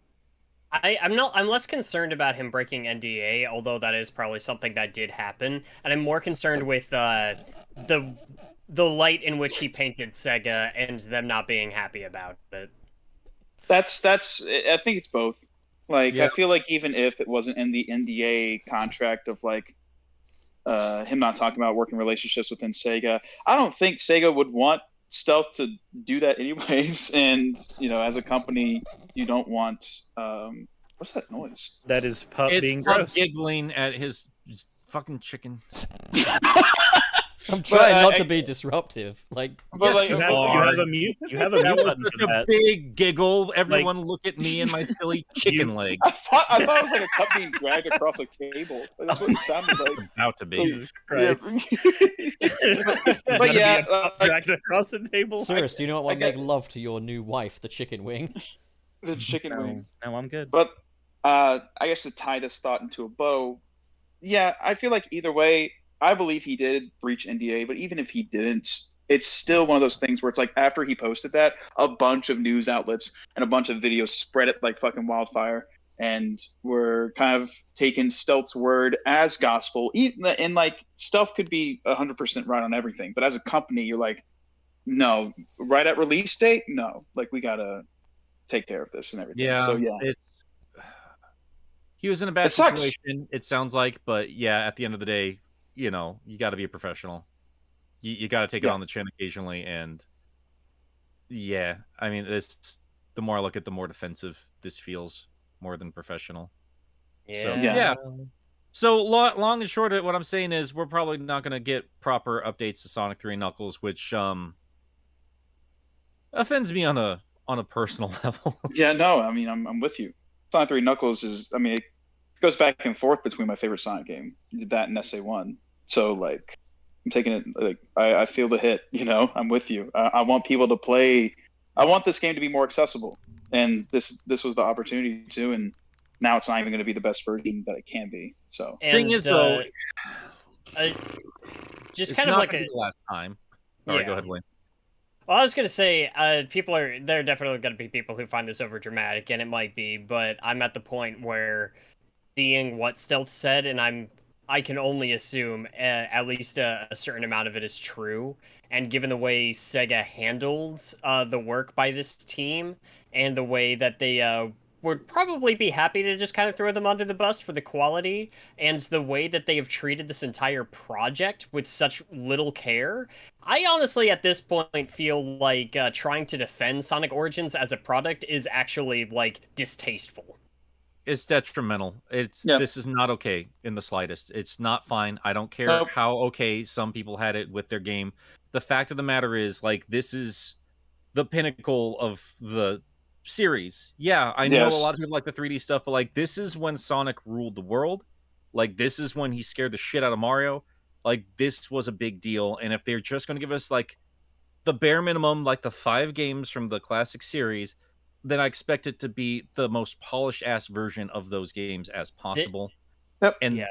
it is Agreed. not remotely okay to put it out for $40 to $45. yes, that's The the bullshit they that's the pulled off with the pre-order thing, and then on top of it, so like this is okay to put out in this state, old Genesis and Sega CD games, and we'll take care of it later. This is Fuck one of that. the largest companies in the industry, handling one of the biggest and most important IPs with some of the largest and most influential titles that has ever been connected to it or them. Fine, decent, playable, are not good enough. Nope. No. Like those shouldn't have been the goals in the first place if they were. You know what the Yeah. saddest part of all this Right. is like they wanted to keep classic Sonic in the fray going forward. Like Izuka said straight up, the goal for Sonic going forward is to keep classic Sonic in the fray. Now, allegedly, they've alienated Whitehead. I don't know if that's true, but the fact that Whitehead didn't return for Origins at all is a little telling to me. Now they've alienated Headcanon, and it sounds like they're probably never going to be working with Headcanon again. So it's like they're going to need a whole new... if they bring classic Sonic back, it's going to be probably a whole new team. They would need either a whole new team or, going forward, get ready for the Sonic Origins re-release and another re-release and another one, because you classic Sonic Origins fans, Ultimate. as far as Sega are concerned, just want to play the same games over and over again. You don't need anything new. No, it's not like I've been desperately waiting for those mechanics in 3D. I definitely haven't been waiting for that. Or at least Mania 2, or at least like the Advanced series coming back, which had like which were Or built like off beautiful hand-drawn art in 2D styles. Or I want go on a tangent for a second, not a tangent, but like a little bit of like a just get it out of wish the list. system, Trey. Come on. I am, but like I would love like as a kid, like I was a huge fan of like obviously the adventure games, Sonic X, and like the advanced games. I always viewed the advanced games as an extension of Sonic X. It would be sick as hell to have a hand-drawn Sonic Advance re-release or even like sequel in the style of Sonic X, but had the fluidity of like the advanced games, like animations That and would stuff. be Like badass. that would be fucking badass. sick. Have better animation. Yeah, but you can't expect that from the little indie studio that is Sega. the Like that's thing, always Guys, been. they do their best. the thing that's gonna happen is you're gonna see it. Like the 35th anniversary comes around, Sonic Mania 2 gets announced, and it's like from developer Dimps. From developer. I mean, if Dimps built it off the Advance 1 architecture, which was the classic physics, then Or I even would if- actually be fine with that. Even if they had like access to the retro engine, like I guess it's better than nothing. But like That's yeah. if they said That Dimps are like just the doing it licensing of that themselves, engine, I am curious as to like whether that was engine can beautiful. be licensed out. I mean, if there's any games that really deserve like the widescreen treatment, I would say it's the advanced games. They Rush. just Yes. made them comparatively. Rush. I want my Rush. Rush is good, but like they did design it with those two screens in With the mind. two screens of mine. Yeah, I Yeah, I would wouldn't like to mind see it. how they convert it. It would be I interesting. wouldn't mind it because I do I think the Rush games are ugly as shit. I'll fucking. I like the Uh, music though. I'll fucking engine. Hideki Naganuga did fucking phenomenal. I can see where Nick's coming from, where it's like the backgrounds are all 2D. They're flat as shit. Also, dude. Trey, like, did compared you- to other 2D Sonic games? Did yeah. you know that Otani did the soundtrack for the second one? Oh, Rush Adventure? Yeah, Okay. but he did it in the style of the previous game. Obviously, that's one of Otani's He best did. works, I'd say. Like, Yeah, I didn't even notice nothing ever like missed a beat for me when playing Rush Adventure. Yeah, like this, no, it's Otani. Like, We need those Otani's games great. widescreen, and we need it without the crunchy gargled speakers of the GBA. audio, yeah. Because some of those compositions in the advanced games are rad as hell. I want to Yup. remake some of yeah, those the and Game actually Boy cover had a them. hideous sound chip. Oh, it was mono and it was overdriven to shit. Like that's the sound of the Game Boy, where it's just like Yeah. it wasn't necessarily like the speaker. Like the speaker was literally being damaged as you had your volume on. Didn't it pretty like much. literally not have a sound chip or something in the It GBA? didn't. Yeah. No, it didn't. So, Oh man, what is what's the plan for when we're actually going to do the music talk? By the way, because that's a good question because I'm trying to get an answer from Emmy. I Okay. would want her to be here. like how long do we have between us? Just out of curiosity. I mean, I'll get Honestly- forward in an hour. Have I've all still got, day. I've got about an hour. Yeah. Okay. So- let me see. But yeah, I mean, yeah, it's whatever. Like Emmy's a busy kid. I understand. Yeah. Just she's at a casino right now. Not getting her yeah, for sure. She's like, Uh-huh. "Oh, this was actually a prank, bro." Actually not. she never. I mean, like behind the scenes, like bluntly, like she never actually like agreed to like we never confirmed that. She As was gonna be far on the as- show. yeah, as far as I know. we wanted Trey. Emmy, I mean, I guess she's got like a thing, like the 70K or whatever. Yeah, so, yeah. We're celebrating that, I guess. No, she definitely wants to be here. Wants to be on it. I think she's just asleep. No, dude, like I love that. Like we've never like been on air together, but like the other night it was you, me, and Emmy, and like that was our first proper conversation, and it was fantastic. I had so much fun talking to you too. Yeah, it was. Yeah, it's great, and like, yeah, it was fun. We like talked for fucking snored on call. That was great. That was fucking amazing. You guys had a sleep call? I slept. Fucking, I was tired as shit. near the end, he started snoring. Shut the Okay. fuck up. Can't I relate. was just like, Emmy, you might need to put your babby boy to bed. I'm gonna go to bed. Shut the fuck up. But yeah, no. But no, like she's great to talk to, and like she's very knowledgeable about music and characterization, like those two specifically. Like, if there's I feel any like person, Peter, like we've gotten close to like argue about Sonic characterization, and I'm so excited to. So excited to. I don't disagree with what she was saying, like because we were talking specifically, I think like issue 50 and his characterization and everything. Mhm. And I get where she's coming from, but like my entire script is kind of based around. I feel like part of the conversation that she helped start with this renewed conversation about Sonic's characterization on Twitter. I think she was the first to really kind of bring that back up. And Yep. I thought it was fascinating, like listening to both sides of that particular conversations, because I feel like a lot of people have a lot of interesting points on both sides. I was just able to justify it in my own way. You guys can watch the fucking video, but He says that. He says he's gritting his teeth. All the I'm entire saying is time. that if Batman killed the Joker, the Batman comics would end. that's the thing, though. And I say it in Argument the over. script. That's the thing. I say this in the script is like, yes, obviously sales have to be made, and yes, obviously this is a kid's book, but those are boring answers. Those are obvious answers. Oh, are we talking They're about the boring should answers, Sonic? but they are- Are we But talking they are about? pragmatic and logical. Are we talking about the That's should Sonic Hill boring. discussion again? What? I don't care. So Like here, missionary, you boring boy. so I guess into the it. thing is, like, when you have conversations like that, I think having the conversation from the perspective of the comics writer is an entirely separate conversation from the in-universe conversation. Because, like, if you're going to bring that up in a comic book, then you need to have, then you need to break down that conversation thoroughly. Yeah, Right. I guess, but like somebody else do it better, I guess, because you have to reach the same conclusion, and I don't see anybody else coming up with a better reason as to why he can't off his villains. I think Well, it's it's a not that- stupid well, argument. Well, here's the thing. No one's asking Sonic to be a murderer. Like, that's never been the problem. I No one's don't like, know. I've been seeing a lot of people on Twitter specifically. Oh, well, that's asking that's So for I completely have murder. no idea what's going on here. Are we back to the should Sonic kill debate? Yeah, I basically. feel like we're back here Yes. again. And my answer is still, hey, do you want this to be an ongoing story or not?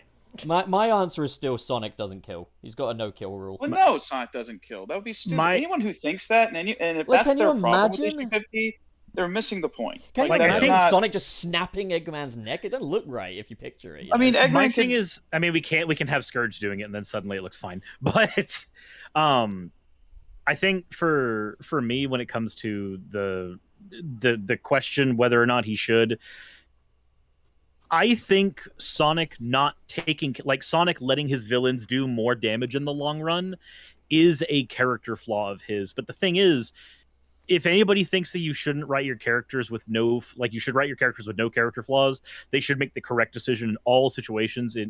From point A to point B, doesn't understand good character writing. There's a thing that's happened in the IDW comics a lot where characters have confronted Sonic on his outlook when it comes to villains and reform and challenged him on it constantly, and sometimes Sonic's not able to come up with a really satisfactory answer. Like, he'll come up with an answer that satisfies him, and that's the thing. His outlook on things is very insular. It's very, this is what I would do in somebody else's shoes. Yeah, This is I'd what I like would want them to do to- for me. I'm okay with that. It's a flaw of his, and I'm fine with him having fucking flaws. if it came down to it, well, and- yeah, But that's not Sorry. the entire point, though. Like, that's not what people are ultimate. I think Trace and Emmy specifically, it's more the matter of how incredibly lenient he is. Like, not only letting Metal Sonic go, but bringing him back online and letting him loose. Like, that kind of shit. yeah, that was Yeah. dumb. That was kind of dumb. Like Metal Sonic, for starters, he's a robot. well, Well, no, like I can like, justify that. Robots Well, in the Sonic yeah. universe have sentience. It's not. Yep. It's not an argument. It is. but like, No, well, no, I'm saying it's not an argument to say he's just a robot. Oh, I'm saying okay. Trey, I they think have you're sentience. having You're some roboting real connectivity hard. issues, man. am I? You're cutting out real bad, dude. Sometimes, but like, Am I? But I guess like I'll put down Am like, I good now? Am I good now? yeah, Good you're now. good. You're good now. Okay, cool. Hold on. So I guess my You go first. okay, I guess my rule I would go by is I would like to see it tested to a point where like Sonic's almost in a position where there's no excuse not to kill a character, and his answer's just no, and he can't even give a reason anymore. He just refuses out of just that, and it's like that's when it boils down to it, he just refuses. Or you could have it to a point where he's so tested to the point where it's like, okay, Shadow, get over here.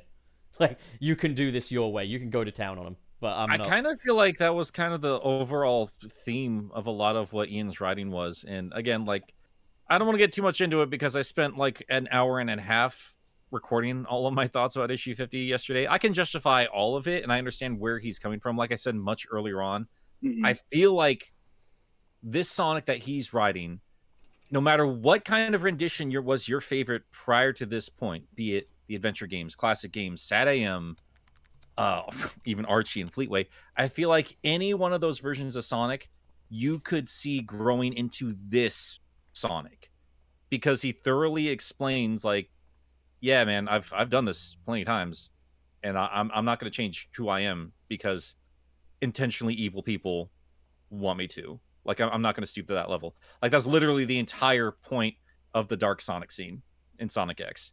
Is like, I was pushed to that limit, and it was literally Eggman who brought him back. Like, I feel like this is that Sonic that's learned from shit like that. Also, like, with Batman, it's like, when he kills the Joker's won. Like...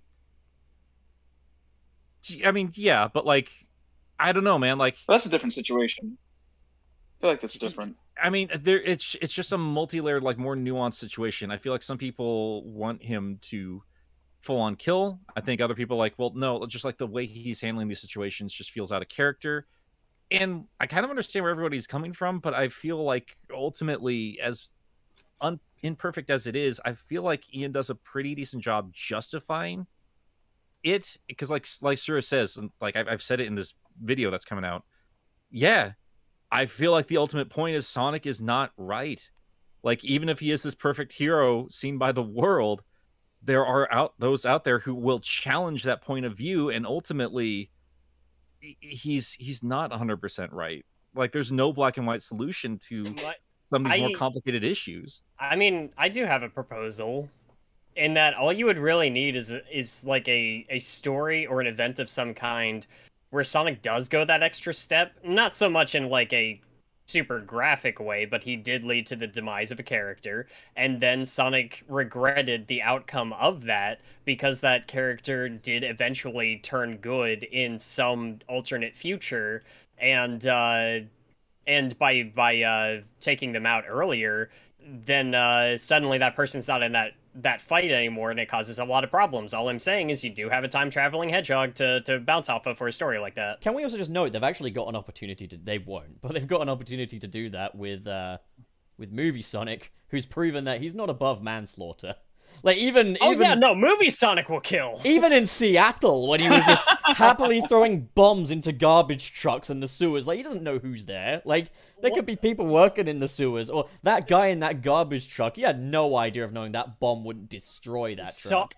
I think at the end of both of Movie Sonic's, like, altercations with Eggman, he had no concern over whether Robotnik would live or die. Like, he straight up sees him plummeting to what's not a survivable height for any human being, and he just looks, he's like, yeah, down you go.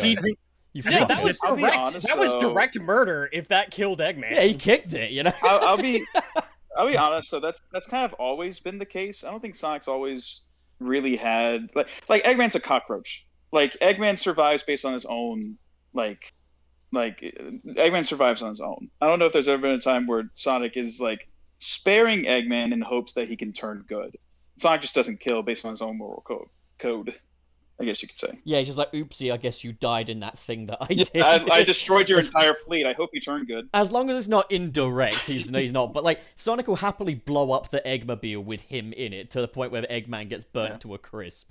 But he's not. I hit the Eggmobile, not you, mate. So sorry. I honestly still buy Tinker as a justification for his rule. I was just like, don't even bother with my next video, guys, because I brought that up too. Is like, oh yeah, sorry. Regardless of anything else in any other canon of Sonic, he is consistent in this story. The very first time you see Eggman is as Mr. Tinker, and now you have the constant personification of the very best he can be in Bell. Like, that will forever serve as the reminder of the good that he can be. And again, like, I sorry to bring up Sonic X, because I know it's a separate canon, especially now, but like, I feel like that scene is as powerful as it is, not because Sonic is about to lose it, is because it shows how deep the relationship between these old enemies actually is. How they truly understand each other. And I feel like more than anybody else, especially an older Sonic who's been doing this for a very long time, I think he understands that there's the potential for a better man in Eggman. Well, yeah, and that's the thing, and this is where I wanted to go back to Surge, where it's like Surge I can see, yeah, Oh hell. where it's like I can understand Sonic trying to look for the good in people, but in every other instance where Sonic does feel empathy, they've shown to be good first. Same thing with like Mr. Tinker and whatnot, and even like Sonic saving Metal Sonic at the end of the OVA. I know it's a separate thing, but like, Metal Sonic saved the president, which showed Sonic like, oh, he has my personality. He can be good, which is why that scene happened. I feel like the interaction between Surge and Surge never really gave Sonic a reason that she would ever turn good. She gave him every reason in the world. What on earth are you talking about? What do you mean? Like, Sonic not a sees single Surge as a moment. victim. She can see. Well, so are I the think Deadly Sonic, Six, if we want to go that route. No, Like, no. I No. I've been analyzing the shit out of the scene back and forth all week. I'm sorry, but like the very first thing she does as soon as they get alone, like she is just blaming him for everything. It is clear as day that this is a hurt, confused person who is just lashing out. Like that's... Sonic, and he says it during this conversation. He's like, he has been here. He has done this with way too many people. She's not out here murdering anybody. Like, they're in the middle of Eggman's city. Like, they just showed up like, what the fuck is going on here? They're not trying to stop some world-ending device or anything like that. Right. Like, Sonic's experience shines through here, and I think they stayed consistent with that through that entire conversation. She has zero control over that fight. Like, it looks like they're matching blows, but the moment he wants her to stop, he stops her every single time. And then you watch the desperation in her face as that fight keeps going. She never had a chance of winning against Sonic. Not once. Yeah. Surge is a victim, and the way that I read that entire fight, he saw that. Yeah. Yeah, that's how it came across to me as well. Like Sonic sees a potentially dangerous person, but he doesn't know enough about this person to see anything other than someone who is a victim of circumstance. He doesn't know, because like during that fight, he doesn't get all the information about Starline's abuse, but he doesn't need all that information to see a person there that needs help. Because you got to remember, this is post-Forces Sonic. He has seen people who have been recovering from Infinite's rampage for a long time now. He doesn't see anything else in Surge, as far as I'm concerned. I mean, he just sees collateral damage running amok. It's even just fun for him too. If we're just talking about like the games as a basis for canon as well, I mean, kind of starts with an Eggman robot that was supposed to destroy him, and he showed it mercy, and that robot ended up finding himself and freeing himself and his brothers. You know, it'd be kind of cool. Like a No Way Home style story for Sonic. And I'm not talking about multiverse stuff. I'm talking about where he gets to a point where he's like, I am willingly going to kill this person. They've killed someone close to me. I will do it. And then at the last moment, when they have every opportunity, they're like, okay, no, I'm not going to kill him. You could even do the they have a stupid moment where they do a fake out. Dude gets stabbed in the back trying to stop him. No, because that gave allowance for like that wasn't. Here's stupid. the thing, I feel like, look at it this way. I feel like this Sonic is like the No Way Home version of Toby, where we've had like an inconsistent like lead up to this point. Oh my god! I think we're well past the point of him like being there. I feel like those moments were like Sonic X or. But they can explore that story still outside of that content. 100%. Sonic Movie 3, Tom gets killed by Robotnik, and Sonic's just like, I'm gonna fucking kill this guy. And then video game Sonic just steps in and is like, you don't have to. And then classic Sonic just does a little dance and a little wink and a smile in the background. and then classic Sonic murders. Classic Sonic murders Eggman. Classic Sonic just flosses in the background.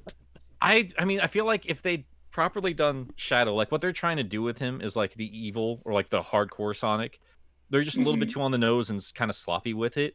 But like if he was a proper Dark Mirror character, I feel like that would ultimately serve that function.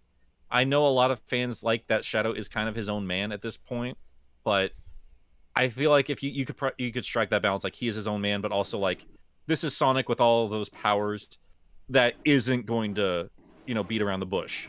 Like he Right. sees a problem, he solves it for good. I'm not going to waste my time with it. That's a lot of how Shadow's been portrayed in IDW, where he's tried to do that, and the only person who can talk him out of it sometimes is Sonic going, "I could have solved you for good." I'm sorry, Rouge. Shadow in IDW is a guy that needs a carer, and I'm cool with that. That's the thing. I feel, as an ADHD if they fellow, pulled I feel back represented. a little bit on that violent rate. I feel like if they pulled back a little bit on that act first, think later. I feel like if you just switch the order of that, because Shadow has proven like he's a calculating son of a bitch. Like he's a smart dude, but he still can be a vicious dude. Like, yeah, he's pulled back a little bit, learning from Sonic and his pals, but at the end of the day, yeah, there's a problem. I fucking I'm going love to solve it. I just won't throw a temper tantrum about it. I love IDW Shadow. He's just toilet brain. He's just not very clever. He's easily distracted. He wants to do things his way. He accidentally fucks things up. And Rouge is his carer. There's no two ways about it. Someone made an interesting take on Shadow's character in that scene of him just like impulsively going into the pile of metal virus victims and whatnot. Yeah. And since Shadow was built to be immune to diseases, Shadow thought that this was just another disease and that it wouldn't affect him. That's kind of smart, to be honest. Like, yeah, like that's a smart way to look at it, because I don't like that scene either, even after that explanation. I mean, he's a little arrogant. Like, they could have written it a little bit better. But yeah. I feel like that really would be a way to excuse that if they utilize something that's been in comic books since their inception. Thought bubbles? Citations. Let us into his head for a second. It's mostly just from Sonic's perspective is the thing, unless we're doing like a side story or like I will say this though, like, yeah, to be fair, like, it's almost I guess, but then don't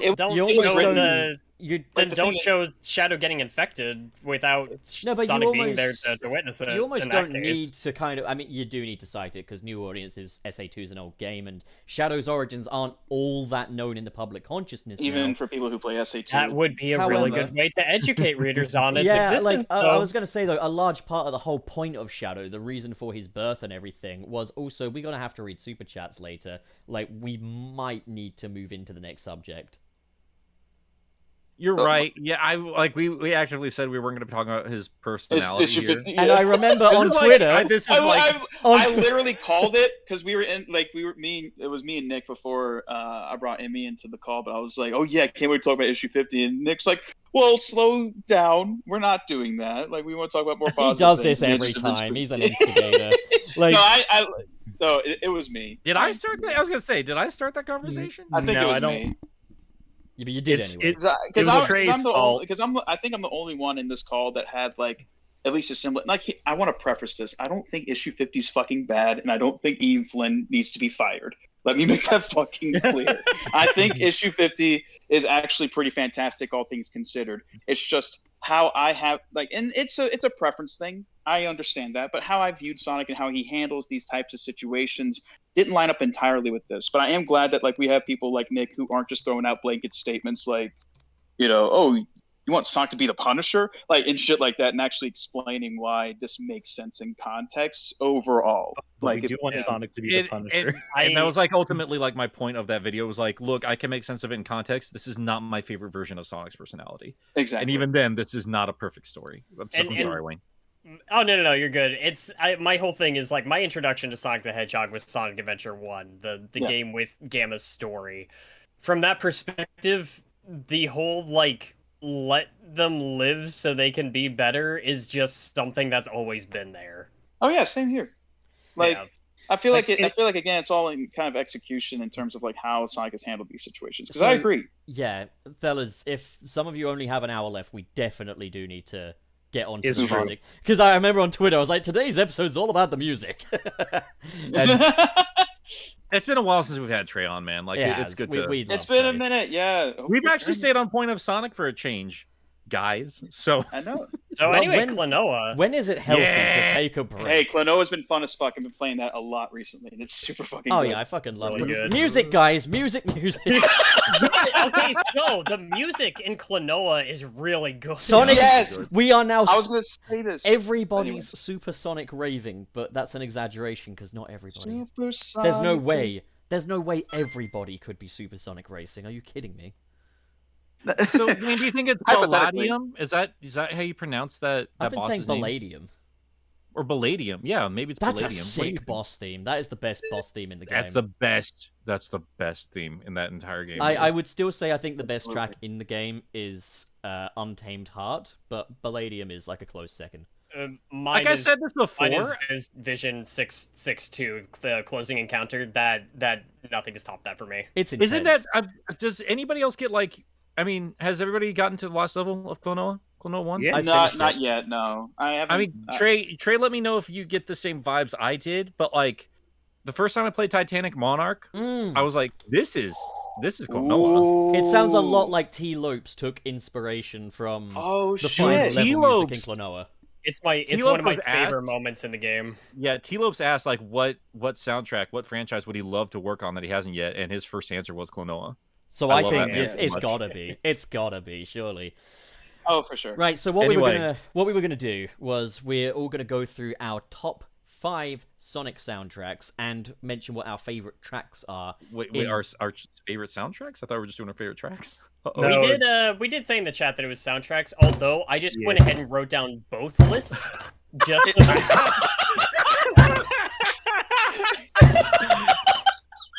Like, I that have- sounds like a really big episode. We should have started that early.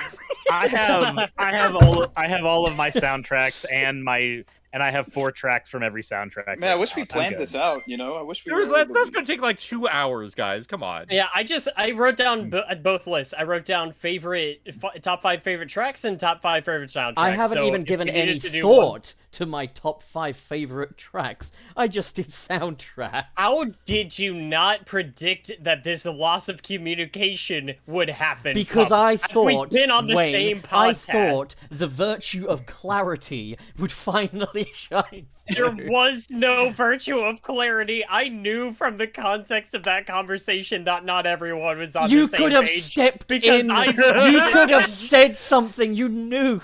I pay attention to my it's weird that the morning coworkers. is I know how you passing. people I love how- are. Then I love why how didn't both- you help me? There's Why just can't you more I be love how my both me and Wayne co-manager? did the exact same thing.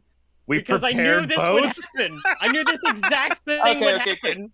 Let's rapid fire it then. Let's just do what we wrote down, Off the okay? top of my head, I don't care. Whatever the fuck you wrote down will work at this point. Okay. So, Pup, you go ahead. What's your favorite soundtracks? Okay, so am I going to list all my top 5, or am I just going to do 5? Just Go list through- our top 5. Okay. Go through the top 5. Okay, my number 5th pick is the Sonic Unleashed soundtrack. Probably very predictable. You guys know how much I love that game, but I think Based. the best track on there is Cool Edge Night. I think the Night soundtrack so much better than it has any right to be, given that most of it's smothered in like Yeah. no. It's great. My 4th place pick is Team Sonic Racing, with the best track on there being Frozen Junkyard. That's pure Junsono stuff right there. Adventure era Sonic. I love it. 3rd place pick, Sonic Runners, with the best track being Fiery Passion for Desert Ruins. Again, I like when Otani breaks out the guitars and pianos. That's when he's at his best. 2nd best, Sonic Adventure 1, with the best track on there being Be Cool, Be Wild, and Be Groovy for Ice Cap. And in 1st place, Sonic Adventure 2, with the best track being On the Edge for Eternal Engine, just because the whole song's a freaking guitar solo. That's a good one. Yeah, that's a great list. Fuck yeah. Alrighty then. Okay, Nick, you're up. Well, I'm just gonna go off the top of my head now because I didn't know we had the soundtracks thing. This might not be in any particular order, but let's just go ahead and say number 5 is gonna be Sonic 3 and Knuckles. Which obviously, like, that's an obvious choice for me. Origins version? The only reason it's not higher up is partially that actually, but also because there's not a whole lot of remixes. Like that makes or breaks some of the soundtracks for the old school stuff, because I feel like those melodies hold up super well. Yeah. And I feel like, I mean, I don't really like go back and listen to the old Genesis stuff a whole lot, but like the remixes for those songs, I will. And like Orchestrated Sky Sanctuary brought tears to my eyes during the Sonic Orchestra. Have you heard the 3DS Generations version of Big Arm? Oh yeah, dude. Yes. Yeah, that's what I was gonna Oh, say. it's Is so like fucking good. I believe love it was Cash It's an Cash that F- arranged that as That well. sounds like an F-Zero track. It's awesome. yeah, dude. Like that's the kind of love that I want from those. And like Who would have thought that? Sonic Racing just sexed the hell out of Sandopolis. Who would have thought that the boy band behind such hits as "Party in Your Bedroom" would bring us such a great rendition of "Big Arms"? Oh my god.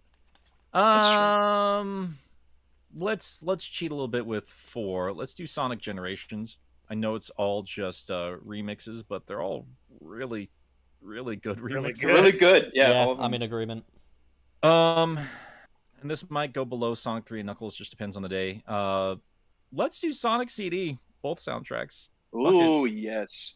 I like both of them. I grew up with the American one. I think they have a lot of good hits there. I think some of the Japanese ones are obnoxious, but other days they're really damn good. And there's never been a Metal Sonic track I've not loved. So that's just really fucking good. Sonic Adventure, just overall, is just a phenomenal soundtrack. I think they captured the moods of all of those levels beautifully. And my personal favorite's probably the original Speed Highway. I mean, I like the Generations version, but I think the original one is just sexy as hell. And let's just go Sonic Mania. After that, T-Lopes, for God's sakes. That dude just knows how. I want more of his original tracks. I feel like those were the standouts of that soundtrack. And I want to hear more of that. I've been a fan of that dude ever since I first was trying to hunt down remasters and remakes of Sonic music. And he was the best, like by a country mile. And yeah, you ain't kidding. It's just incredible. Is that all 5? Did I do all 5? I don't know. I wasn't counting. I don't think so. You did. He did 4. You did 4. You need one more, I think. Okay, let's do one more. Let's see. We've done most of the classic stuff. Did Adventure. Guys might hate me for this. I really like Sonic Color soundtrack. I really do. That's why It's fantastic. You know how I feel Just about not, that just game? not the I do ultimate too. remixes. I mean, some of them are. If Ones. June the touched ultimate it, remixes. they're incredible. Like, yeah, the anything with fucking Jun was like masterclass on the fucking ultimate That's soundtrack. true. Terminal Velocities, just creme de la creme. So much better than the original. Holy Yeah, shit. Yeah. fucking Jun showed him how it's done, man. Jun Shun. They should totally get that guy to do like the Sonic 3 tracks that they can't use. I'm gonna vomit That's what I was saying. I love it when he vomits. in my underwear. All right, Trey, you're up. See, you say that, but you didn't have to hold his hair at the con. His green. I didn't get my favorite All right. Sonic CD. Both versions of the Metal Sonic track. Both of them. Yes. Holy shit, the American and Japanese ones are so damn good. Anyway. All right. I'm trying to figure out my number 2 slot. Let me see. Well, 'Cause I know what my number 1 is. I'll be your number 2 slut. Don't say that to me. I thought we Don't were say that to married. Don't say that to me. Don't. Oh. Not here. Why are you saying that here? What the fuck? This is like Trey, freaking the give me sheets, more time. dude. Should we move on to the other boys for right now? I was My favorite. yeah. Move on. Yeah, move on for right now. Yeah. I think Sonic C's got a great soundtrack. My favorite is Tidal Tempest Past. It's so good. Past or present? Because I'm more Past. present. I'm more past, but I present's like good both too. versions of the present one. Yeah, the present one just sounds like, God, that is the most atmospheric shit in the world. Still It's so feeling good. Still feeling blue balled after what Trey just said. All right, Suris. Whatever. What do you mean whatever? Suris, just go ahead. Sure thing. I think my 5th favorite soundtrack, and Nick is gonna get on my ass for half of these, I know, but it's fine. Sonic 06. Sonic Chronicles: The Dark Brotherhood. No, I mean, unless you're like Sonic Boom or something. shove Faded Hills in your ass. What's so bad about the but- Sonic Boom soundtrack? It's generic It's as nothing. shit. It's nothing important. Oh, you're talking about Nobody- Rise of Lyric. Oh, okay. Okay, we're not doing I will this. talk about the entire the show franchise. too. All of them. The 3DS games had good music. If you say otherwise, you are just biased at that point. I mean, Tony look, Bias. You are I've got- just I've got, like, biased. Sonic. I got Sonic running mixes, and none of the boom you are tracks. angry. They're fine. You are angry about a title at that point. No, pup, you don't get to dictate my feelings. You're I'm just impartial. defensive about a title because you like Rise of Yeah. Lyric for some stupid reason. I'm talking about Yeah. the 3DS games, man. Yeah, Their Their that's sound- we're talking about Rise of Lyric. Their soundtracks more- are literally normal Sonic soundtracks. I do not get what people don't like about the 3DS soundtracks. They're the same as any Sonic music. All right. Anyways, sir. Anywho, it's fucking hell. So I think Sonic 06 is my fifth slot. I love his world. I love Dreams of an Absolution. I like Aquatic Base Act 2 mostly. I like Radical Train. Like all that shit is my fucking jam. I don't care that the game's garbage. I love so many things that are in that game. There's so many pieces of that thing I want to be fucking better. After that, awkwardly, it's got to be the Sonic Forces soundtrack. Another game that I fucking despise, but You're one an of anime my cat girl. Of course, you like the weeb ass music. To be fair, I Shut did like it. shut the fuck up. Can I put that on my least favorite soundtracks? So I love Infinite's theme, especially the non-lyrical versions that are in the boss fights. I do too. Those Yeah, love them. those are pretty sick. Those are great. I Um, love his first fight the best. That's my favorite. Yeah. one. The first fight with Infinite is what made me love that theme. Like when I was hunting around for remixes for Infinite's theme, if they did not have that specific section of the song that is all the way throughout the first bout with Infinite, it turned me off to the remix immediately. His Phase 3 music is not to be sneezed at either. Like, a lot of people kind of All of it's lament the loss of, like, orchestral versions of vocal themes, but we basically had that with Infinite Phase 3. so my other ones that I like, and of course it's all going to be the vocal tracks. I'm sorry.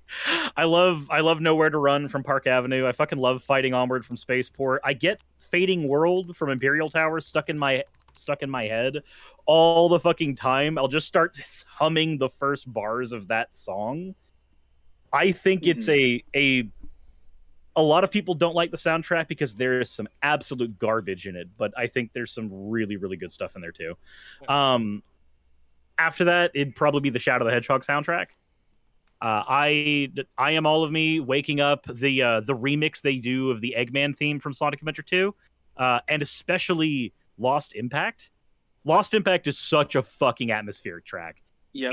It feels like you have gone into the past and you are watching something that has been abandoned and forgotten, and you are just remembering it.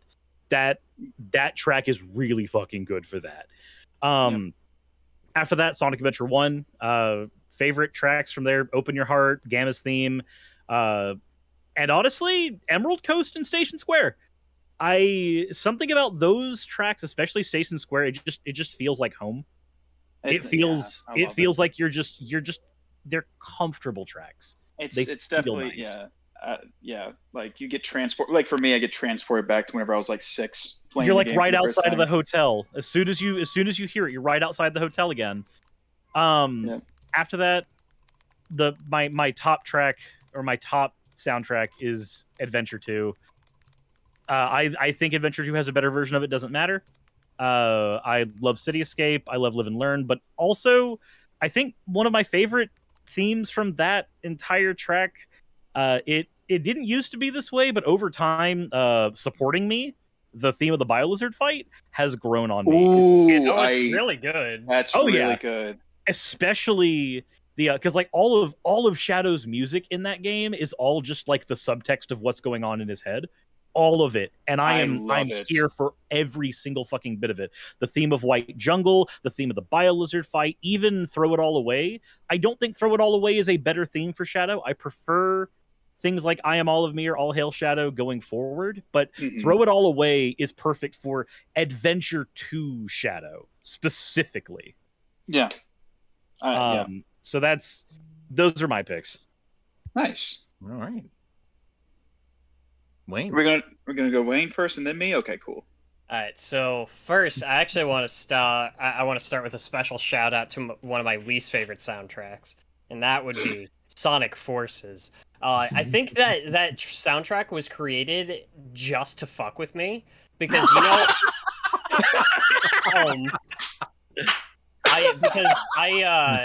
you know me, I really don't like the sensation of hearing people sing, and if there's lyrics in a song, I have about a 5% chance of actually tolerating it, let alone liking it. Boy, we picked the right guest for today's episode, huh?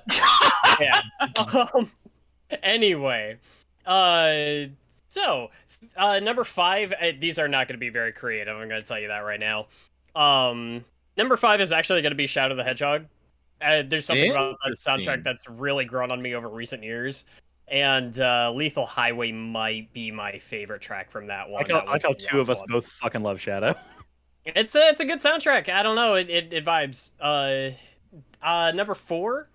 I didn't put this one too high just because only about half of it is original, but Sonic Mania. But I have to give it credit just because it's got some of my favorite versions of even its remix tracks. Favorite track from that might... It's hard to decide because I love Titanic Monarch. Again, it gives me those Klonoa vibes. I love Casinopolis, obviously. But favorite track from that might be Press Garden Act 2. Oh, man. Yep. You know, yeah. I love that level, and I love that track. Soundtrack number 3 is going to be Sonic 3 and Knuckles. It's got, again, a lot of just my favorite original Sonic 3 and Knuckles. And it's got some of my favorite music in the series. Favorite track from that's probably Angel Island Act 1 and 2 combined. Second favorite soundtrack, I'm sorry to have to pick one, but Japanese Sonic CD. And I think Modern Quartz Quadrant might be my favorite track from that. I really like that piece of music a lot. It's got You mean a future? level of... No, I mean present. I mean present Oh, Quartz present. Quadrant. Okay. Yeah. You said modern, and I was like, oh, I assumed Sorry. Yeah, present Quartz Quadrant. I love that track. It's God, it's got so much energy to it. It's so good. And then favorite soundtrack, surprising absolutely nobody, is Sonic Adventure 1. I think it's possibly the greatest compilation of music in the entire franchise. I think it's got so much variation to it. It's got so many different tones that it's able to hit. It's got like some of the homiest, coziest tracks I think I've ever heard in any game franchise. And between like Emerald Coast, Station Square, like Suris was saying, even between like Final Egg having like some of my favorite tracks in it and stuff like that. And then even getting me to like quite a few vocal themes in it somehow. Like even Unknown From Me, I've come to really like recently. It's a good track. I really love Sonic Adventure 1's soundtrack, but my favorite track from that OST has got to be Gamma's theme. There's nothing else like it. Yeah. Yes. I think dude. I've been trying to learn it, but it's very abstract because a lot of the grunt work of that track is built on textures like delay and chorus and modulation that kind of gives this unease, and it's very beautifully composed, but it's very hard to like recreate those tones if you don't have the gear that they had. But it's super fantastic. I love it. Yeah. So yeah, that's me. Troy Nice. Noibles. Very nice. Troy Noibles. I am I had this finished like in the middle of Suris's thing, so I am gonna end up inadvertently like repeating some of the stuff that they both said. I'll start with. It's all about what you like, man. You know. No, Trey, completely change your music. Yeah, you taste. gotta. Alright, Sorry, if it's yeah, my favorite, yeah. it can't be your I'm sorry. favorite. You know? I only listen to bands that no one knows about and only has 10 Spotify listeners, and I need the Undying Need to be unique. So I mean, like you mock, I can see you doing that. Also, Shut the SA1's fuck up. It Doesn't Matter. I do agree. Shut the fuck up. That's my friends. It isn't me, I swear. All right, so number 5. They still literally brought a guitar to voice calls. It's not here right now. All right. So Top 5 that says music. something. Anyways, top 5. Starting with number 5, Sonic Adventure 2. My favorite tracks on there are For True Story. The reason for that is because it is the theme of the fight against Sonic and Shadow at the very end, and It's a banger. that whole sequence leading up to that point, and then when the fight starts and you hear the drums like have like Oh, that yeah. 16 roll, it just crescendos into this drum and bass just wall of sound. As Shadow says, like, I'll show you the true power of chaos control. That's one of the coolest fucking moments like I've ever experienced as like a gamer, past and present. Love that track. Second track that I love is Metal Harbor. It just sounds very nice and cheery, and I love how everything's mixed, and it's very catchy. Number four is Sonic 3 and Knuckles. My favorite tracks from there are Big Arms. I'm a big fan of the climactic battle themes, and it's just great. It just sounds so grandiose and epic, and even with like the FM synthesis chip only having 6 channels, it still sounds larger than life, which is very impressive. And another track I love from Sonic 3 Knuckles is Hydro City Zone Act 2. I love the up speed and tempo and everything, and it's the same melody as before, but it just sounds more like urgent, and I love it. Love the groove of it, and it's fun to play. Number 3 is Sonic Mania. And my favorite tracks are Titanic Monarch.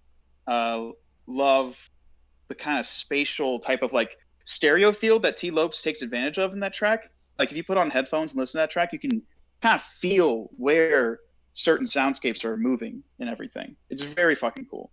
Am I still coming through, by the way? I don't know if I lost y'all. Yeah, dude, you're yeah, fine. yeah, Okay, yeah, cool. yeah. We're just listening. To I'm you. being weirdly polite. That's a good sign, man. But yeah, Titanic Monarch T-Lopes takes huge advantage of like the stereo field, and just like put on headphones and it's like you're inside a whirlwind of just like synths and delay oscillation and just chorus effects and all this stuff just circling around you. It's super fucking cool. And then another track I love from there is Press Garden Act 2, which Wayne already mentioned. Fantastic. Attaboy. The groove of it, I love Act 1, but I think the halftime groove that Press Garden Act 2 kind of presents is some of like it's just so, everything's so evenly mixed. It's just beautiful from a mixing standpoint, from a production standpoint, from a compositional standpoint. Instrumentation's on point. I never get bored listening to that track. Sonic CD, both soundtracks, but oddly enough, this is like my 2 picks are from the USA soundtrack. The Metal Sonic boss fight, USA, fucking phenomenal. Like, I know people rag on about the Japanese version of that track, which is also fucking phenomenal, but I love like the kind of higher pitched like synth that the song starts off with the drum groove, and it kind of gives a sense of like we're starting up, and then as soon as the bass kicks in, we're now flying and racing. And I love that kind of like feeling. And then another track that I love from Sonic CD is Sonic Boom, but the ending version of Sonic Boom, it's so good. I love the groove, love the acoustic guitar. Again, I'm very groove and drum centric when it comes to this, because I am a drummer and a guitarist, and it just sounds so good. It already took like a pretty good theme, which was Sonic Boom from Sonic CD, and just made it more, I guess, like ending oriented. It's like, okay, this is like what you already know, but now it's like the adventure's done and it's relaxing, and I like that. And to no one's surprise, same with Wayne, my number 1 pick is Sonic Adventure. And these 2 tracks are definitely biased, but they're still here for a good reason. And it's Azure Blue World, which is the Emerald Coast theme, and Welcome to Station Square, which is the Station Square theme. And those were like the first tracks I ever heard as someone who just got into video games. Like Sonic Adventure was basically my first foray into video games. And Azure Blue World was like the first theme I ever heard playing Sonic for the first time ever. So like it always brings me back. But I also love like the sitar in the middle. It sounds very beachy, but it's not cliche.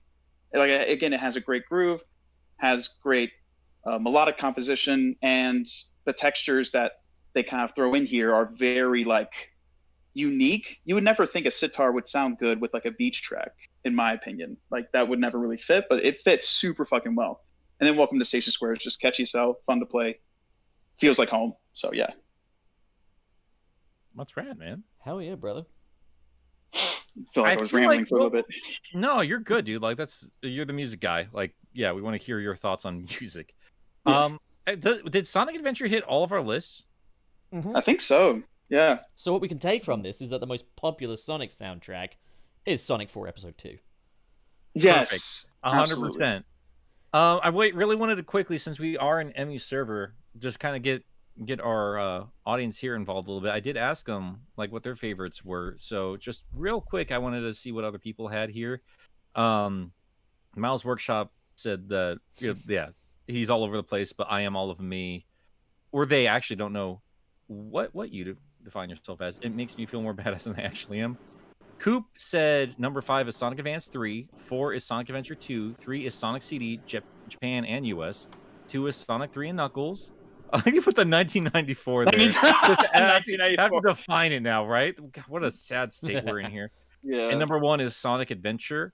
That's a solid list. Solid list. Always nice to hear Coop's perspective.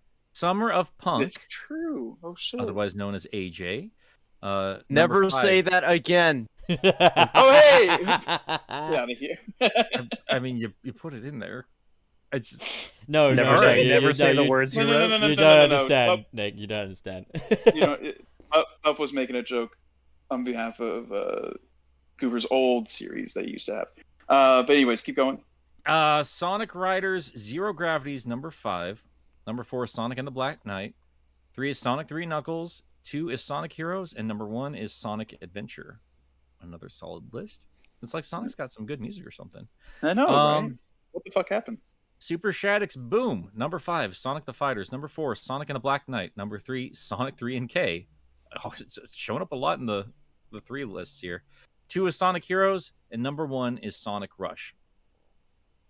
Also a solid list. You know, an honorable mention I would say is like Sonic Rush Adventure. Like that is a great soundtrack. That is a great it is. It's a great soundtrack, and it like Otani did a fucking phenomenal job. I guess like not emulating.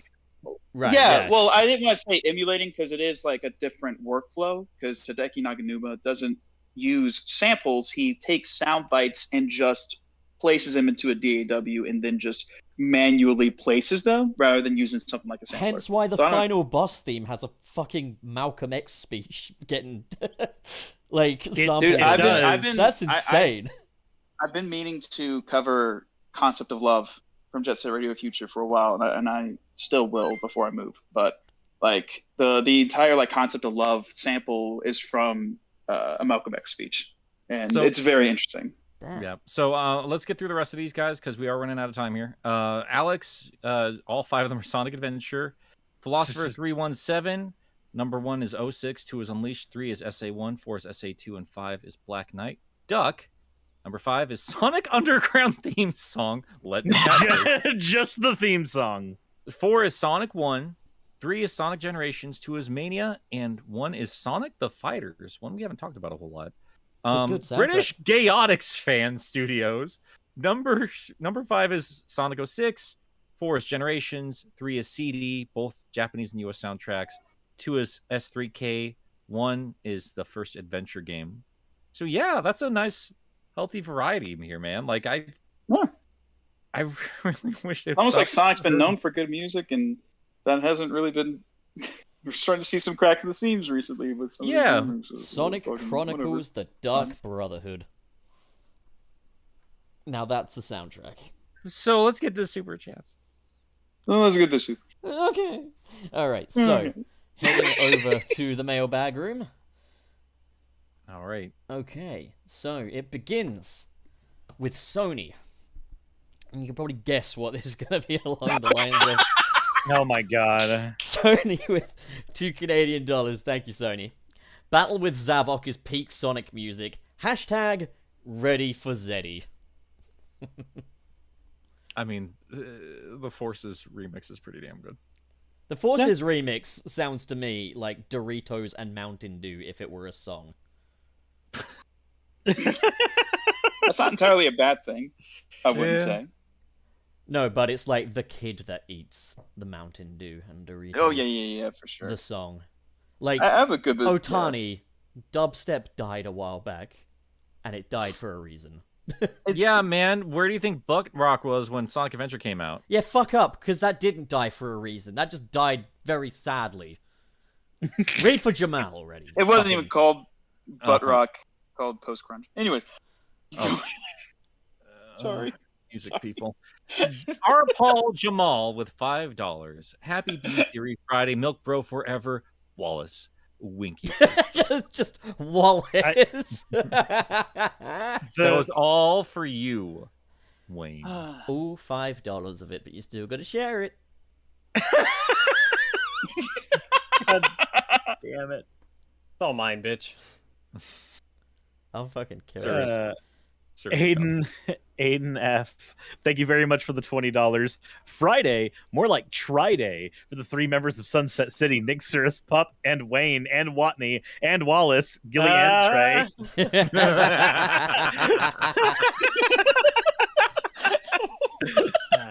3 members, 3, and Wallace. We got Bolton with $2. Hashtag simp that Trey. Hi, Trey. Hi, Voten. It's good to see you. All right, Trey, you're up. Chris, can someone else pronounce that last name? Because I'm not going to be made fun of for another 6 months. Lennox? Is it Linux or Linux? Okay, it's Linux. Just want to make sure. I mean, Didn't want another delicate not situation. Linux. Linux. He's not Linux, a is that computer. Is that what it is? He's not a fucking I operating understand. system, That's is why he? I asked. Pop, that's why I asked first. This is the problem. Read the goddamn super chat, husband. He's not an annoying, pretentious PC user. Yeah. All right. Chris with $4.99 says, "So glad to get to experience Klonoa. Very fun game. Seen him in game magazines in the late '90s. His character design always reminded me of Sonic." Yeah. Hell yeah, it does remind of Sonic. It's a shame they changed it to the one that reminds me so much of Sonic when the old one was better. Damn it, the old one was better. With the yellow eyes. I like Klonoa. They did at least bring him back for the. He should have grown older, and I like the new design. He's a I dream like character. He doesn't both need of to them. age. I like God. both of them. They're both good. I like Let- both of them. I like both of them. All right, Pup, your turn. These nuts. It's my turn. Alright, so. Omega Mr. Salty sends $2.99 Aussie dollars. Thank you. And he's got nothing to say. He's straight up just giving. Just happy to give us He's money. just happy to give, bro. He's our yogurt mail giving tree. He just threw some change at us without making eye contact. What a fucking Yep. Chad. What a fucking What a yogurt mail. Chad. There is a reason why we call them yogurt mailers. Dazzle Fizzle with $5. Thank you. What do you guys think about people going after Matt McMuscles on Twitter for saying that Sonic shouldn't have a serious story? We actually discussed this a little bit, didn't we? I mean, Really? we talked about more about the reaction more than anything else. I think Twitter's not the place to really kind of break down what's going on with anything here. Right. I think the overall point is like, and this was kind of a major contending point that if Emmy was here, she would argue the hell out of this, what I'm about to say. But like a lot of critics thought that Sonic was going a little bit too up its own ass with the Dark Age stuff, getting a little too serious and kind of devoid of any sort of comedy. So I will say that like we're now so far removed from that, considering it's been like, over 12 years since the last, I guess, like Dark Age game. So What are you talking about? Sonic Forces came out in 2017. oh yeah. I think he sorry. made a cheeky joke about a franchise he's not known to be involved with, and people overreacted. That said, Yeah. Matt McMuscles has done some excellent Sonic videos. Like when it comes to He like, does. his What Happens But series. He's great. He does great coverage. He's a Yeah. very educated fella. What his tweet kind of came off as is quite a casual viewpoint, a viewpoint that's very much outside the Sonic bubble, and I think there's probably a lot of people reading too far into it. A lot of people are probably, when they say it doesn't need to be a serious story, they're probably seeing, yes, more Pontac and Graph. Like you can do comedic Sonic well. Like Yeah. Oh, for sure. Like, Adventure Sonic the I think- Hedgehog did it. Sonic Boom did it, but no one ever wants to admit that did anything good. And like, you can do comedic Sonic well. But like, I would say there's a middle ground. It should be an action-adventure thing. It doesn't need to be as fucking pretentious as like Sonic 06 and Shadow the Hedgehog are. And I like those stories, but like full transparency, they're fucking pretentious. Yeah, oh, they are. For me, it was the way the tweet was kind of framed. It's just like, oh, this concept is stupid, therefore it shouldn't be allowed to have a deeper story. And I'm like, you could say that about most of anything that isn't adult centric. Like, let's be for real. Like, so all I saw was somebody with a casual viewpoint on a franchise who doesn't really have a reason to take it seriously, not taking it seriously, and then the Sonic community coming in and proving he shouldn't take us seriously either.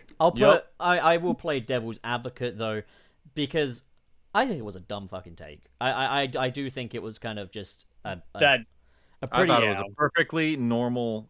I thought it was general viewpoint. A dumb tweet. I think it was a normal way for someone to look at it if you're not as obsessed with the series as we are. Even so, I do think that like people that don't necessarily have that appreciation, or people that I guess aren't too invested by it, saying this is what it should be. It's like, why are you necessarily trying to dictate what it should be? And the thing is, he probably wasn't doing that, but at the end of the day, it's Twitter. People are going to read in and stuff.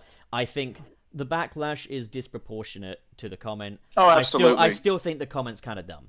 That's just where I'm at. I'm not going to simp for everybody that has something negative to say about Sonic just because I'm tired of Sonic fans shilling. As I'm just kind of going off of, I'm assuming that his only intake on the franchise has mostly been the games and then the people who play them, and especially in recent years, off of those, there's no reason for him to expect that there would be a well-told story with these characters in a deeper fashion, or that he could trust Sega to pull that off. He probably doesn't know Ian Flynn's history with the characters. He probably doesn't understand, like, you know, some of the...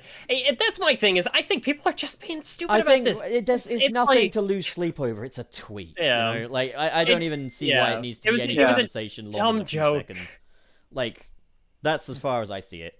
Again, I'm not simping for shills, and I'm not simping for people that want to shit on it either. I don't give a fuck. Like, yeah, I don't know. I think it's up to Sega to prove him wrong.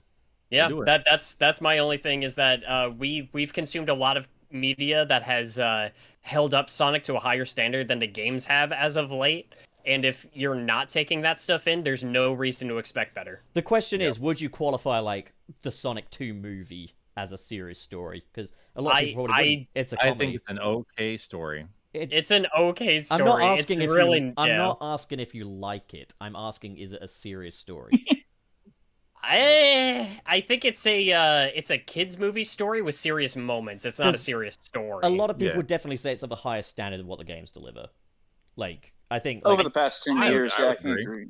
I can agree with that for the majority of it. Yeah. I also don't know that Matt McMuscles is the kind of person who would go out and see the Sonic movie. I don't know. We're talking about a person I've never fucking spoken to. Like, get him on the show if we really want to talk about it, as far as I'm concerned. I would love to get him on the show. He's an intelligent guy. I'd love to talk to him. But like, yeah, he's super cool. But that's the thing is, right now, I think it's Sonic with him. I talk about everything else. It's futile discussing his tweet because we don't have him here to talk about it. You know, he's like one of the but he is like one of the few people I would actually respect as someone I could refer to as a game journalist. Oh, yeah, the dude does some work. Dude does research. Like it's almost like I love his like What Happened series, and I love him and Spider-Man do great coverage, like on like either obscure topics or games. And now we can call Cole Golden Bolt a friend, man. Like, man, that was so much fun hanging out with him. We gotta get Pup and Trey to one of these conventions. Meet these people. I'm going next year. That's guaranteed. Well, I'll be. We now know I'll be at Sonic Revolution, and I'll be at Portland. So yes, we got stuff going on. Oh yeah, I'll definitely be too there, buddy. That's in. Yeah. Was that November? Mm-hmm. Yep, it's in November. I think 11th is Fan Jam. I have to. It's September 11th and November 11th. I think so. Yeah. They like their 11s. Let's carry on. Yeah, we've been on too long. The next one is from Go Kenji. Thank you for the 5. I still don't know what CHF is, and it's fine. I will never know. Something francs, Chinese francs, I think. No. Okay. I really hope the Sega Sapporo studio will do their job on Frontiers and do quality control, not like Colors Ultimate and Origins. I, too, am hoping for a not rushed out the door thing from Sega of anything when it comes to Sonic. I would like some type of genuine care. At the same please. time, I wouldn't expect it to take 5 fucking years to make a game. Like, for Sonic, anyways, that is. I Like, don't think they've been working on this for 5 years. I don't think they have either, and I think there's no excuse for that. You get one out, get another one in. I think them not knowing what their next project is going to be when they're so close to releasing this project. But again, they're just a little indie studio. You're asking too much. They did kind of shows. A rapid fire. Azuka said he knew what was next. I don't give a shit what's next. Let's see what this one is. Be finished. No, Be my point there is though, like with most studios, when they're working on a game, as they're doing the last stuff on the game, they tend to take some people away from the project to start work on the next one. Right? Yeah. As they're in the middle too. Yeah, as they're in the middle. The bottom line is, if they delay it for quality reasons, it's still not a victory. Like Sonic Origins thing. Oh yeah, it should have been delayed to get it good. It should have been started on sooner. You had these things laying around for fucking 9 years. Yeah. Well, shoulda, woulda, coulda on that front. Like, that's the thing, is I could almost understand. It's like, oh, but we're figuring out what to do with the Sonic 3 soundtrack. No, you just had that game in fucking purgatory for 11 years for no reason. Like, I feel like the Sonic 3 soundtrack thing, that should have been decided before development, in my opinion. Yeah. Like, you've got to kind of have that stuff already, because you don't want, like, here's the thing, if you're hoping for, like, but let's say if June Snow was only given like a month because like Sega was like, well, fuck, we can't get the soundtrack, then I can see why it sounds that way, but I don't think that's what happened. Like, I think they have to have that stuff lined up first, and yeah, they just should have started the thing sooner. I refuse to believe that Sega is not always thinking about some kind of a compilation at some point when it comes to the classic games. Free money. Yeah. I mean, they should think about compilations on their handheld stuff. That'd be fucking amazing. Right, Please. who's up for Mr. Krabs? It's me. So we got Mr. Krabs here with $1.99. I want a Sonic and Ratchet and Clank crossover now. You have it. It's called Rise of Lyric. I want a Sonic game produced by Insomniac. That's what I want. That'd be sick. Yeah. Oh, then maybe actually some of the comedic writing would be funny. Make it more like Sunset Overdrive. Controversial would be a lot of fun, especially that rail grinding, since they both do it so well these days. Hell yeah, Sunset Overdrive with a Sonic coat of paint. Hell yeah, I'd take it. I'd be fine with that. Just make character faster, and I'll be good. I mean, for real, like you get the quality control of Sunset Overdrive and Spider-Man. I mean, those are two separate teams, but they're still Insomniac teams. Yeah, holy shit, they got the cream of the crop working for them. And Spider-Man was built off of Sunset Overdrive's architecture. Yep. Like, no, they've not worked on a Sonic game before, but like that's the type of studio that was like they've proven they could. We'll figure it out. They've got the groundwork down. They just need to make they could take. They're just like quality enough, like developers. Like even if they've never worked on a thing before, whatever they produce is going to be of incredible. Oh, they talent. never worked on Spider-Man, but they fucking knocked it out of the park. They knocked it out of the damn park. Okay, so shit was amazing. Anyways, but also Ratchet would be cool to see in a game with Sonic 2, I guess. Which is the original point. You've got Way Past Cool Kid. Okay, Way Past Cool Kid with $1.99. Who's the tosser with the guitar? Hi boys, ooh woo heart. What the fuck did you say? It's me. That'll be $50, Suris. It's me. I'm the dude with the guitar. He's the canonical ooh wooer now. Yeah, that's it. I guess. Please don't make me that. Don't make me that. Fucking. Anyways, but yeah, that's me. I do my own music, as well as work with Emmy Jones, and as well as do compositional work for for the end of the show. Some indie games and just performer, musician. She probably knows. She's a long time rising star. I don't know what the fuck. This is Way Past Cool Kid. She knows who you are, Trey. Jesus Christ. My husband. We will pimp you later. Okay, so Trey's just like, none of these guys are jerking me off, so I got to do it myself. Putting together his game profile on our time, I swear to God. I like long walks on the beach. I like oh, sweet! Now he's also working on his Tinder profile. Okay, so my friend Marshall143 sends 25 DRAMs. Says, imagine villains with dumb names like Shredder and Dr. Octopus having interesting and grounded stories. So stupid, am I right? I love Matt, but my god. again, I mean, they're at their best for me when they're silly motherfuckers. A fair retort. They started off in silly plain. It's a fair retort. It's a fair point. If we're bringing the name into the equation, I mean, again, he can be called Dr. Robotnik. I don't care too much about. I really don't care, but that is a fair counterpoint. Like, it just kind of go back to my point though. That as somebody who has never really taken in TMNT content, other than on a very casual level, I've never once been led to believe that Shredder has any kind of serious backstory outside of being a goofy villain. I don't think that Matt McMuscles has any reason to assume anything other than that for Dr. Eggman, so... I think he pays enough attention to the gaming world that he has seen. Oh, let's just ask him. Let's just fucking get him in here. There's no use trying to speak on his behalf.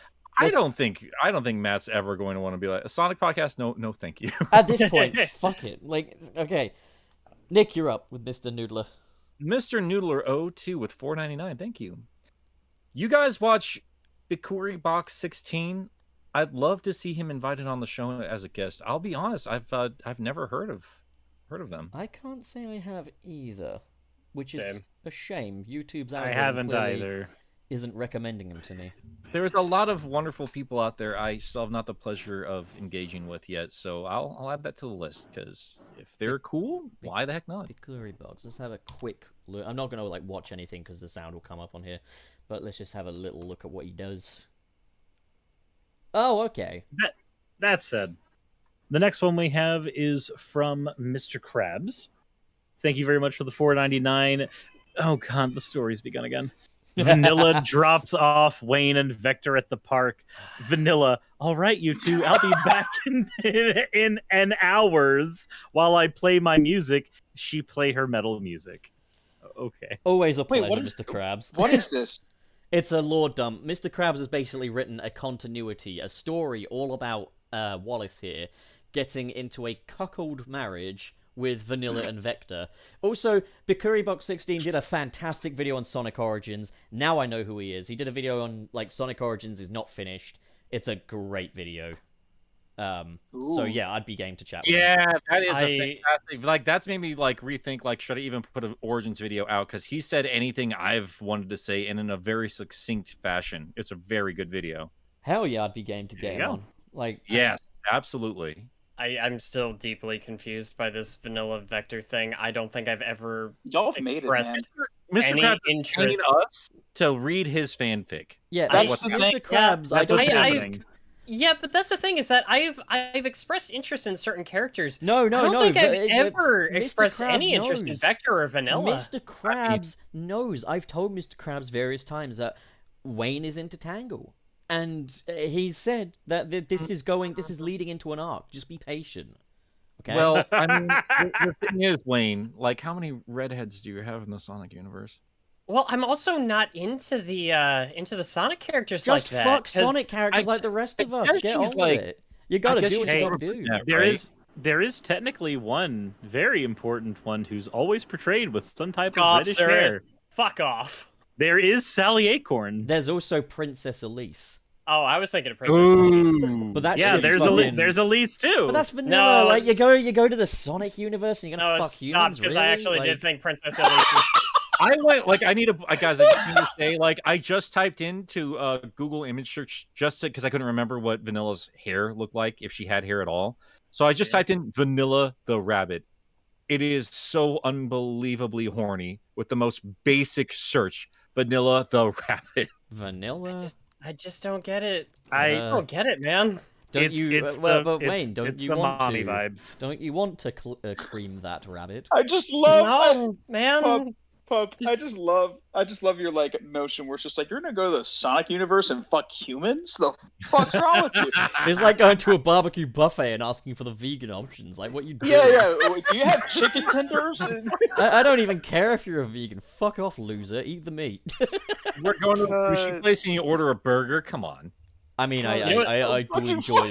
I am quite partial to a burger. You know, it's frustrating because I think there have only ever been 2 Sonic characters that I have ever actually was like, oh yeah, but them though. I'd tap that. And that was Princess Elise and You're so boring. the genie, You're so girl. fucking Shara? boring. Shara. You're so boring. At least get the Oh, sorry. ghost, you know? But there's Yeah, nothing up a little bit. attractive Yeah, to me who about doesn't want to fuck a dead animal chick? characters. Come on. Oh Jesus Christ! I'm not gonna say that ever again. I'm gonna be honest. Like, if we're having to go by like, I would say like Merlina as well. But then again, I remember she's got like a very shit personality. Okay, so here's I'm into the that thing: is personality, wait, Aria. have you not stated that you want to fuck Tangle? As a joke, sure. No, not but, as a like, joke. I'm actually. Own it. No, Don't be a yes, coward. you're right, Wayne. Don't be We're a all pussy. incredibly super serious right now. I am really glad. I'm serious. I'm really glad Emmy's night. I would fuck that. I am really glad now because that Happy birthday, Emmy, or whatever we're doing here. Happy birthday! Happy 70K! Hashtag clap Happy that 70th bat. birthday, Emmy. Right? Happy Yeah. 70th. By the way, Happy sorry, I 70,000th need to birthday. I need to insert a quick sponsor in here. This video is sponsored by the motion to get sticks back in the Sonic universe. Remember, put your tweets out with the hashtag dicks out for sticks. No, We will get her we're back. not doing that for Sonic the Hedgehog, Alex Jones. Okay. Oh yay, Styx, the stupid Deadpool character whose entire gag is that she's self-aware. She's Haha, not. No, funny. that's not her. Her entire gag is that she's Alex Jones. She's a conspiracy theorist. She's literally just Alex Jones in the Sonic universe. Yeah, That's her like whole I shtick. again, Wayne, tell me you haven't watched That's Sonic not Boom much. without That's telling not me you much haven't better. watched Sonic. Sonic Boom is Sonic not Boom better. isn't as funny as everybody says No, it this is. is It's the an thing annoying that pisses cartoon. me off Fuck all about of you. Sonic Boom is the amount of people that haven't played Sonic Boom or watched Sonic Boom commenting on Sonic Boom. Stop fucking commenting on it. Actually play it. Watch Is it. it possible that maybe I did and I just didn't find the cast that memorable? Well, I don't think you did. No, so shut up. Well, One you're episode doesn't wrong. count. You know what? I'm Whose just turn is it? imagining that Pup is like King Gatekeeper here. What? No, I I'm don't- literally the one saying that people that like Boom are valid. Anyways, Oh, God, look at you done. Look at you done. is he playing the chase music from SpongeBob? Yes. Yeah, Mr. Krabs, I'm here to get the formula. Anyways, I mean, that would be a great backing track for the two of them arguing. it would. I might make it myself. Just record this section and do it myself.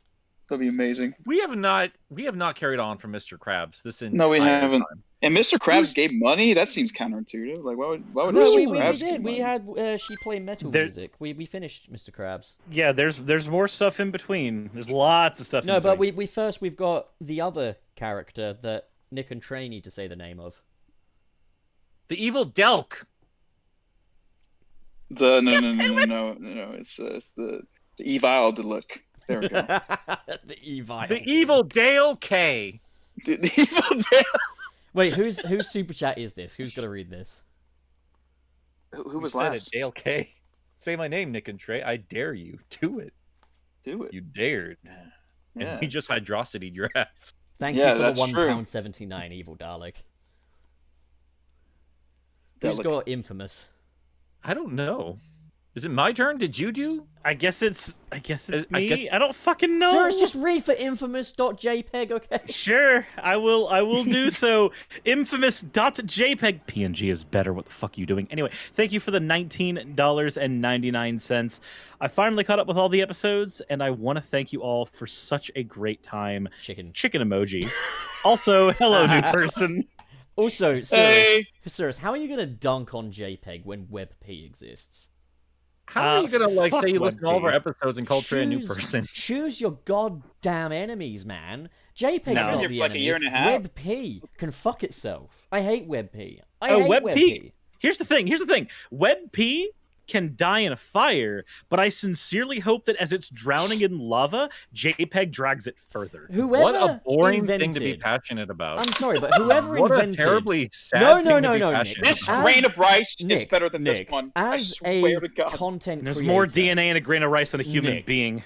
as a content creator, you owe it to yourself and to your whole community to hate WebP files. They're garbage. Whoever invented them is literally Hitler.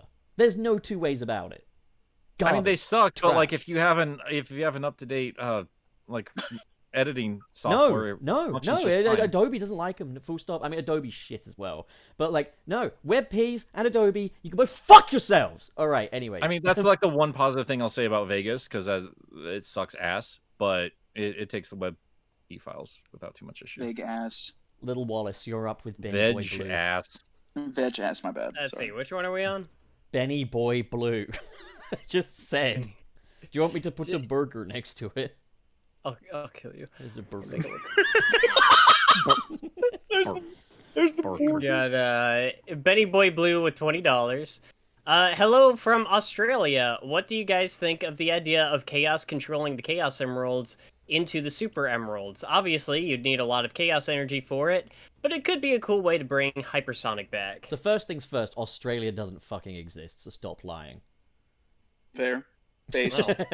I would love Hyper Chaos or whatever to be. I would love it if they went full Frieza with him.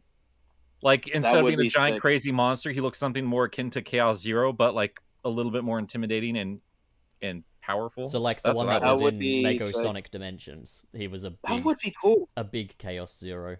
And he could turn red. He could turn into a fire thing as well in that one. Ooh. He could do all the elements. It was sick. There's a lot it looked like one of those fountains in Vegas with all of the colored lights. Oh my god, we should go and punch that fountain. Sure, pup. We're saving the world. Whose turn is it? That would be Trey's. Wait, which Trey, one are we at? There's the one beneath the burger. It's my friend Beneath Marshall. the burger. Okay. All right. Marshall 143 with AED 25. D-Rams. Okay. The dedicated wham. Yeah. Dedicated wham. American Express donuts. Yeah. Hell dollars. Yeah. IDW Shadow is awful, man. You can make him arrogant and full of himself. Fine, but why is he so unlikable? So tired of this, man. Give me World's Finest out. I half agree. I only half agree. I half agree in that I do want Shadow to just be Batman to Sonic Superman, but I also like IDW Shadow because as someone with ADHD, I feel represented whenever he's in there.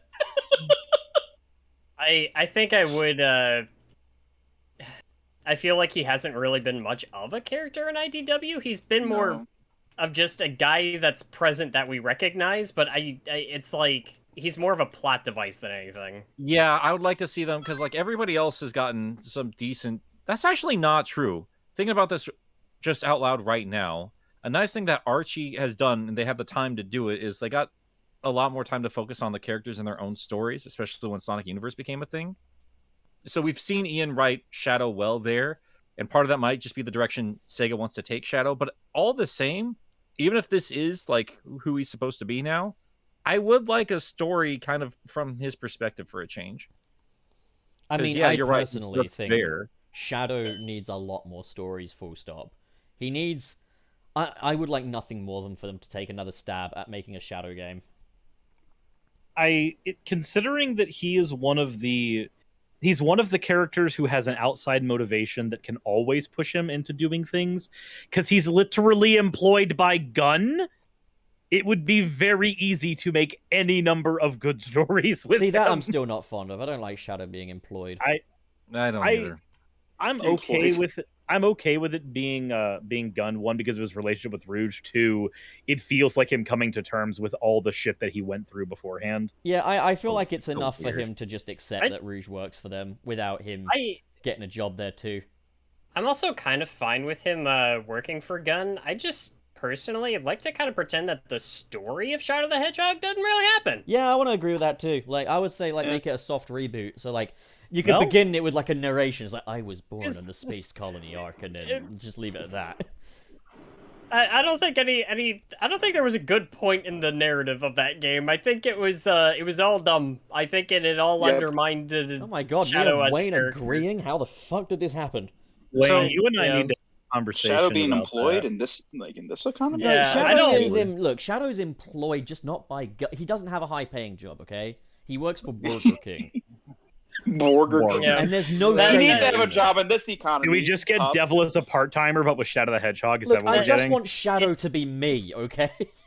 It's a game that wanted its cake and tried to eat it too, and I think it having a final story arc that could only be accessed by doing like 10 different storylines that don't even they're garbage, not compatible terrible. with each other. Even It's then, the bad. story fucking sucks, and also just like choose your own path, but this is the one that's canon.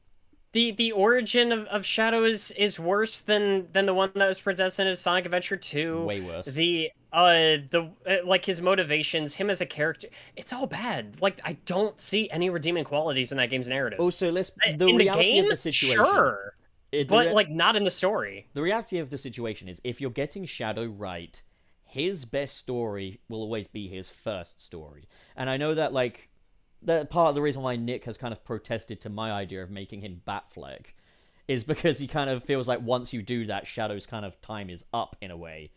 But I feel like that's kind of how it should be. I mean, to be honest, I just think the guy should have fucking stayed dead in SA2. I think you can. Well, I boy, think it's you can almost tell like there's a good series story. I'm working on about that. He's one of my... Yeah, plug yourself later, Suris. He's one of my all-time favorite Sonic characters, and I'm fine with him being dead. I love him, and I'm glad he's back. I just think you could do a better job with telling the story. And even, here's the thing I've had to learn as an old man in the Sonic community, is there's always going to be new shit that I don't really like. Like I've said it before, space aids and presidents and all the silly shit that was brought into SA2, probably not the way I would have gone about it as a fan of the classic games growing up, but I've accepted them for what they are. And even then, I think with a clever enough writer, you can spin that into gold. Like Shadow specifically, like you could re-represent that as just, you know, like he has amnesia, he's not sure who he is, like that's the entire theme. And there's a clever narrative in the sense of like this is a broken character and you can go so many different ways depending on the decisions you make in your life, blah blah blah blah blah blah blah. And the RG series did a pretty good job taking elements from that game and making a really badass rival character for Shadow in that series. So I think you could take elements away from that and do something good, because at this point I don't think it really helps anybody to decanonize anything like I keep wanting to do. I say canonize everything in its own way, be it Fleetway or Archie or any of that stuff. I think you could merge it all together with clever enough writing. I agree with that to a degree. Like I made the crack about like pretending Shadow's story doesn't exist. I think part of the reason I kind of act like that is just because whether you do or you don't, nothing really changes. I'm with Wayne. I mean, That's the side story, yeah. I'm with past Wayne. I'm not going to reverse on that like little coward Wayne here. Well, no. What I'm saying is that it's like what outside of like actually no, even in Sonic 06, it doesn't really feel like it's informed by anything that happened in that game. What does the story of Shadow the Hedgehog change? There's only one. What relevance does it have? It's like the Peter Blood thing in Amazing Spider-Man 2. It just cheapens what came before, but it doesn't change anything going forward. So the only thing that the Shadow the Hedgehog story changes when it comes to things going forward are just Shadow specifically resolving his issues with Gun. Very specifically Gun. I'm like okay he with resolved that. It's his the Black Doom stuff I don't like. Like he resolved his issues with humanity in Adventure 2, but Shadow was mostly about him resolving his issues with Gun. Wasn't that also wasn't all of him like joining Gun and everything also in a game that was originally meant to be outside of every other canon and was basically rewriting itself, so it's not actually informed by what came before? So I mean, guys, I kind of feel like they did a pretty decent job. I mean, like, I know nobody likes that game. I'm certainly not a big fan of that game, but like, they did kind of resolve everything they did with Sonic Heroes. I mean, they brought him back, and yes, they created new problems in terms of like, he has amnesia now. And so, you know, Shadow the Hedgehog is mostly just getting him back to square one. But that game still does resolve, like, it resolves the clone arc. Yeah, again, these are problems that are brought in by Sonic Heroes, when they simply could have been like, oh no, Eggman found him and he's back. They brought in the clone thing in Sonic Heroes. Is it okay for me to just say everything they did with Shadow after Sonic Adventure 2 was a really lame direction to take his story? And that I don't mind his 06 story. There's honestly, his 06 story oh my is the god, I will one day main finish. redeeming thing about that. there's plenty of other directions they could have taken him that are drastically different and a million times better than what we ended up with, is what I'm trying to go for here. I get that. I can understand that. I think though for me, like I'm okay with like the entire Mephiles arc. Mephiles arc was kind of cool. Like Kinda. What I like better for him outside of that, because my position on 06 is I love the story of 06. I would like better for Shadow in future stories, and unfortunately, what I mean by that is I would like literally anything for Shadow in future stories. That's why I'm fine with him being back. Because even if they do goof up with him, like he's still here. There's still chances to take his story in different directions and do different things with him. Like, Right, I get before, there's a dramatic ending to everything, but like, you don't design a character that looks like that and then just use it for one game. Before we make a new episode entirely about Shadow, we should probably move on to infamous.jpg. True. Whose turn is it? Whose line is it anyway? I think it's Pup's, actually. Oh, okay, great. So, infamous.jpg sends $19.99. Forgot to say Happy Bee Theory Day and Nick Milk x Cat Girl Milk. Jamal, you're spreading. Can't wait to buy that merch. Can't wait. Oh, cop it. Fucking cop it. Amazing. Benny Boy Blue with 5 ass. Thank you. Which Sonic character will listen to Thomas the Tank Engine theme? Knuckles. Tails in his workshop while he's working. Knuckles as he's trying to find more pieces of the Master Emerald. That theme is just playing in the background as he's digging. Of all the secondary fucking franchises, I did not expect to hear about Thomas the Goddamn Tank Engine as often as I do in the Sonic community. It's another crazy. franchise that is primarily aimed at kids but has a sizable adult fan base. It is aimed at preschoolers. Yeah, but like it's got a sizable adult fan base. I was gonna say Big the Cat, not so much that he listens to it, but that it's just like something playing in his head at all times. Just yes. That's fair. That's very fucking fair. Yeah, there you go. That's your answer. All right. Service. So the next one we have is from Mr. Krabs. Thank you for the $1.99. I saw the new Sunset City merch, and I like it. What's that, a Katy Perry song? But let's pull it up in here. Here we have our new range. It's the Fuck My Wife range for him and for her, and everything in between, by the way. And yeah, you can get You Wanna Fuck My Wife or Fuck My Wife. I'm no longer asking. Comes in a range of colors. That we're on Emmy's server. Isn't Emmy a Sailor Mouth as well, Trey? I mean, she does cause, but it's not the point. Like, come on, man. Heck. For God's sakes, let's carry on. Well, anyways, there's our merch. There's the Fuck My Wife. Just save very quickly. Save very fucking quickly. There's no Fuck My Wife merch. All right, there we go. Fuck my wife. Yeah, there we go. All right. Any fucking way. Who's next? Where are we? I think it's Wayne. Oh, right. Yeah, we're on Coop. We're on Coop with another perspective. Sorry. Go on.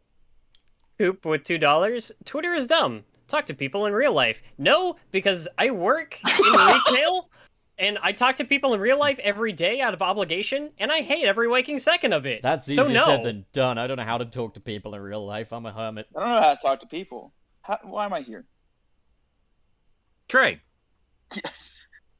Yes. You're next. Okay.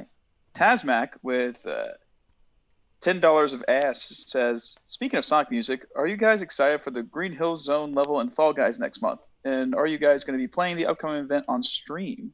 Oh, they're doing Green Hill, huh?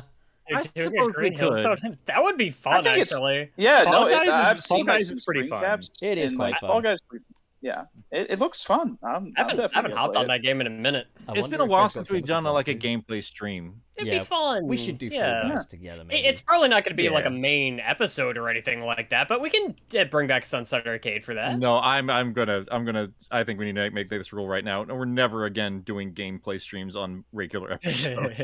Not ever again. Who's next? We have got infamous.jpg. Do you want a burger with it?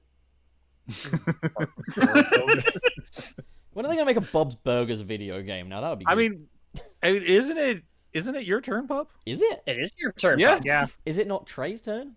No, Trey just went. did it. I just yeah. went. Ah, I know I'm very forgettable, but it's fine. the train has left. Okay, so infamous.jpg. You're being very generous today. Sends $4.99. Wayne, let the fanfic happen. Winky face. Followed by Mr. Krams, $1.99. Who's Mr. It's not really a Krams? fanfic. Mr. Krams. At what Mr. point? Kram and Wayne and Mr. Krams. Anyway, it's And not at really fanfic, more like a meme. I mean, it's both fanfic at at this this point. Your meme is a It's one. You fanfic. can It is call it fiction a from a meme. fan. And at what Arose point by is any this other name.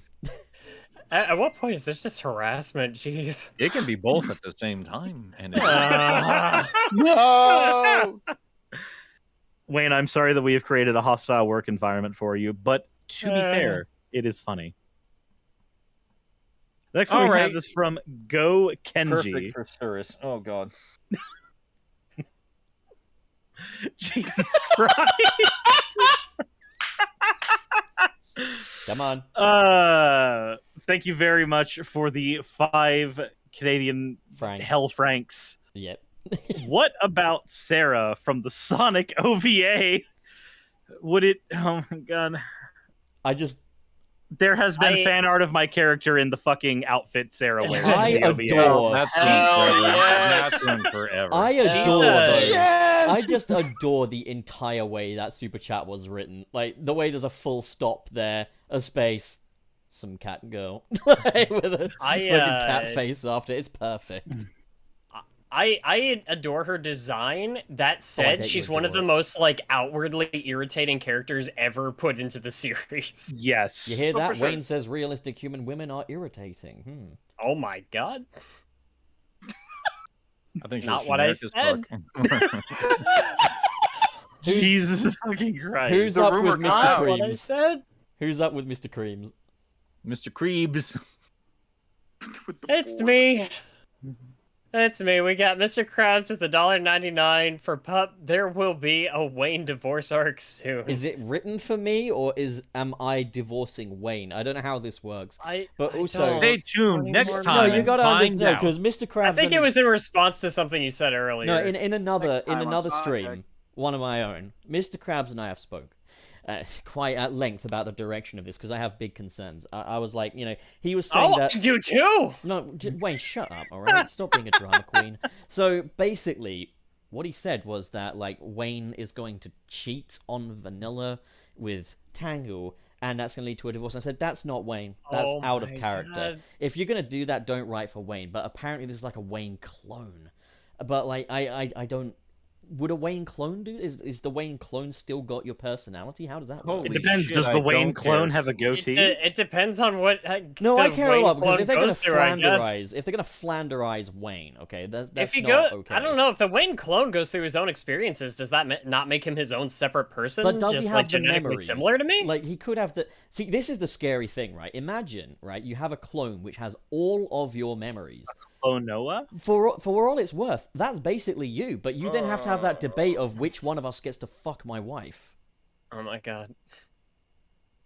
Which one Anyway, of us hey leaves? Trey, you want to take the next super chat and just like get us off any off Sure, of this sure. topic?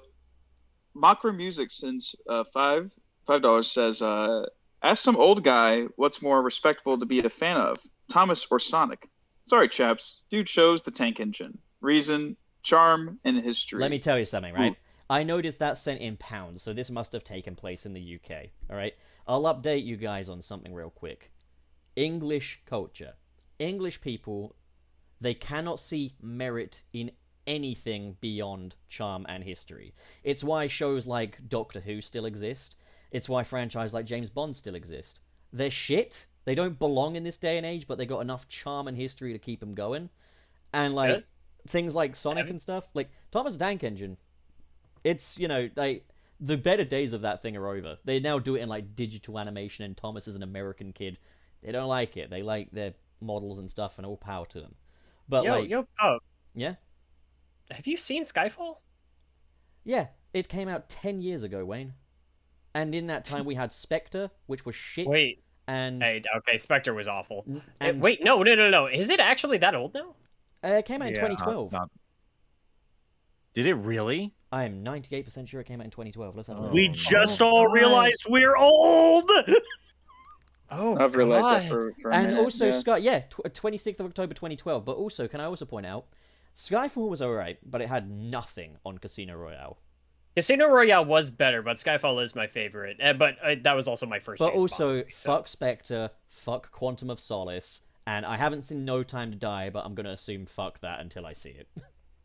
I forgot Quantum of Solace existed. Quantum of Solace is fucking terrible.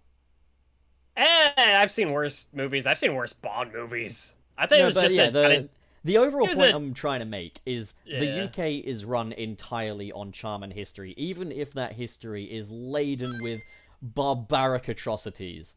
At least it's charming, you know? We want nothing more than to have a man. cup of tea with Winston Churchill while he does famine.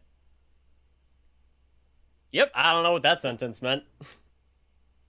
Well, either way, like, there's a reason why I'm coming to America. Okay. Fair enough. So Black Yakuzu, or is it your turn, Pup? I don't fucking know. Is it? I just went, so it's Trey. Troy Norton. No. Trey Trey just just went went with with- Trey just went with that one, so it is Pup. Black Yakuzu 1994 sends $10 saying, have you guys watched any of the videos by Pariah695? He's covered every game up until 06 right now and does gameplay and story breakdowns in separate videos. Warning, they are long. They're very, very in-depth from what I've seen. Like, he goes incredibly in-depth. Yeah, I mean, I try to support my friends when I can, but I mean, it's a dangerous game to kind of intake a lot of other stuff when it's literally your job to do the same. So, unfortunately, not, and I'm probably not going to. So, Oh, you're not getting cancelled on Twitter later. I think I'll be all right. I'm sure it's great. Just, yeah, I don't know. I do Like, generally try to avoid big essays on videos that I'm planning, surrounding content I'm also planning on covering until I've at least covered it. Yeah, after fair that, enough. then That's sure, understandable. but yeah. And as something we probably will have to talk about as a main talking point at some point, I need breathers from Sonic. Like I don't really want to invest time into like an hour-long Sonic video because I'm going to be doing those, and I love it, but like it is a job for me. I don't want to repeat anybody else's points, and also I don't want to eat up my free time doing that. Yeah, fair enough. So there you go. Where are we? Nick. Oh, okay. My turn. No, I had to go check a message, so I have to go back here. Oh, There we you're go. good. You're good. It's fine. All right. So Boatin'. that we're at Boatin' here. $10. It was non-binary People's Day yesterday, but of course my job was like coming to work on Friday. So I've pushed my plans to get absolutely wasted until tonight.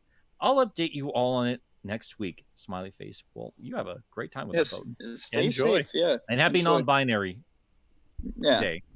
Don't forget your rent next week for the pronoun usage. That's an in Let's joke. go. That's an in joke. Oh my god. I was gonna say a non-binary they. No, I wouldn't. Like, no. Shut up. Let's go. Let's your Anyway, Coop, thank you for the $5. If you make another Cooper's perspective joke, then I'm going to strangle Troy Nobles. Why So not wait. Why not just strangle me? Why I not want just- to be strangled. People, okay, y'all don't. Now like, I know. you guys make fun of me all the time. You still don't understand. People have it out for me. People just want to hurt me, even if someone else is at fault. Yeah, Oh, but I- Trey, you don't understand. Twitter. I'm not Trey, picking.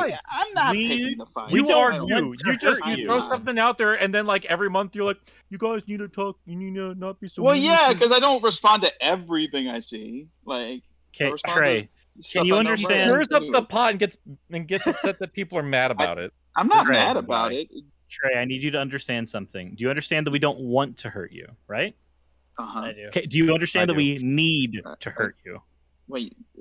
Do you want to or do you not? Whoa. No, no, Excuse no, me. no. Excuse me. Or raise Suris. of hands if We you want hurt to hurt you. me. Suris. We need to hurt you. Suris, back the fuck off, alright? I spank Trey. And you are part of us, right? And I you do need it to within earn the Trey. sanctity How? of our marital rules and walls and bed. Oh, you should know I, of all people, don't give a shit about the sanctity No, of you marriage. step the fuck back, alright? You want to share? That's fine, I don't. So I'm keeping Trey for myself. Thank you very much, you dog. Okay, but what does Trey have to say about us hurting? Trey Wayne. doesn't need to say shit. I'm the husband. Wayne. Oh, I'm lightheaded. I'm about to fucking pass out. Oh, so it's going to become a sleep stream again. Got it. Oh, hell yeah. I feel. I can't wait to run running commentary on his snores. Yeah, he'll be my sleeping beauty, and I'll wake him up with a kiss. Me and Pup are in a gay marriage, but it happens to be in the 1950s. We're also both straight, which is the funny part. Yeah. It's just like you cannot say anything. Just, Know your place. oh, fuck we- me, Trey. I'm not gay. Nope. I'm okay. I'm not doing that. We're done. We're done with Anyways, moving on. Yeah. that. Wayne. People in the chat are like, Yeah. no one. Sorry, they're like, what is going on? Like this happens every time. Sunset City's what's happening. Sunset City is what happened. Welcome, Trey wanted us everybody, here. to Sunset City, a Sonic podcast for freaks. Bullying Troy Noibles. Wayne, just read the goddamn super chat. Mr. Krabs, $1.99. Don't worry, Wayne. The lore will end soon. Does that mean he's Please. dying? Are they going to kill off Wayne? I hope not. God, I hope so. Please don't. He's already It'd be died illegal to once have in him the on the canon. show. We need to compile these. We don't want this to be lost media. Like we need to preserve that these. whole story. Yeah. Wayne, sorry, no. Everybody I just did. I just won. I know. I just got used to yelling. Trey, It's Trey's so up. easy. Trey's up. Trey. Is it me? All right, Yeah. Coops. It's $2. Nothing personal, Trey. That's very fitting, considering I'm the one reading this. Yeah. Super Shaddix Boom sends $2 saying Terry Noble. Terry Noble. This is an inside joke within the server because someone like misspelled my name as Terry. So wait, this is literally a Wallace situation. So then. you are the Wallace yeah. of Emmy's server. I am the Oh, Wallace of so any good. server. People call me Terry. I have a question. When you meet people in real life, do they gently caress your hands too? Not normally. Okay. So you're not quite there yet. You're not quite to Wayne levels. Not quite the Wayne. Why would Don they do Wayne that? Levels. I don't know, Wayne. Why would Nick do that? Why would he do that, Wayne? Oh. Oh no, I can hear something in the distance. Oh no. What do you hear? What do you hear? He's here. Wait, who's that? Oh God, no. Who's here? He's here. What are you talking about? It's gonna be time to go, gents. Wait, what are you talking about? Come on, Trey. You know. I don't. I am the most lost I've been. I'm usually pretty lost. Are you looking when at I'm the on- stream? Oh wait, I'm looking at the stream. Oh no, I'm not. Look He's here. Look who's He's here. here. He wants a sacrifice. Oh. Alright. Oh. This is All the right. skeleton. Anyways. Oh. Guys, thank you so much for hanging out with us today, especially those in Emmy's server. Thanks for having us over, guys. It's probably the last time we'll ever be invited to this house, but we had a No, good time. Probably good. true. We had No, a you're good probably time. I'm glad. Pup. Yeah, for sure. What? Pup, what are you Huh? up to these days? I'm just in my chair having a drink of water. Oh, right. If you okay, fuck it. I'm gonna review Klonoa Daughter Phantom Isle. I'm gonna Attaboy. do it. I'm gonna pull the trigger Ah, on that. fucking boy. And if you're enjoying the Beyond the Raimiverse series, well, it'll continue. And next week we'll be talking about Black Cat. So get your tummies tickled because there's a lot more to come. Very Subscribe. nice. Suris. So the only thing I have going on right now is the Shadow, What If Shadow Had Died episode, working with Smacko on the artwork for that. The actual audio for that is all already up on my Patreon. I feel weird plugging that, but it's also true. So that video will go up when artwork and everything is finalized for it. But I'm looking forward to Eggman getting shot. Well, there you go. Oh, there you go. Wayne. Well, there you go. Yeah, I'm working on a Klonoa video myself, and then it's back onto my Digimon World review. I swear that's real, and it's actually gonna happen one day. That's a real video that I'm gonna make eventually. Cool. And before we get to our guests, I'm also the third person in the room making a Klonoa video. The script for that's pretty much completed. Just put up the audio for my review of Sonic issue 50. I'm going to revise it because I did not recognize one of the things in there, and my patrons were quick to be like, "Oh no, it's from this thing." I was like, "Okay, cool, thank you." I'm going to update that before I get a million comments correcting the exact same goddamn thing over and over again. Well, it might be good traffic. I mean, People like to think they're the first one to tell you that you're wrong, like all the time. So yeah, they sure do. People really love to hate watch things. It's the strangest it thing. is weird, like fucking I don't know, but yeah. So that's me. You can find me over on Game Apologist, and yeah, Trey. How about you? Hello, I am Trey. What I have going on right now, I'm kind of putting some covers on hold because I told Nick this, but I don't want it to be revealed yet. But a lot's going to change in the next month, so I'm definitely not releasing any content of my own. But I do have some kind of like, what is it? Some kind of like B-side covers that I might release on my own, and plus a lot of stuff with Emmy over the next month. We have a big song coming up, and it was supposed to get revealed on Sonic's birthday, but it has been delayed due to circumstances that are not really under our control. But it is going to be released, and it's going to sound phenomenal. I can't wait for that. So yeah, just a lot of music, a lot of working.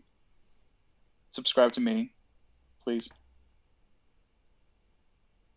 You might be hearing him in a video kind of soon. Oh, that is true. Yeah, I didn't want to reveal that. Yeah, I didn't know if that was okay for me to talk That's about. fine. I don't give a shit. Yeah, I'll be ranting about FM synthesis and composition in a video with the Green Man here, and that's gonna be fun. Yes, it is.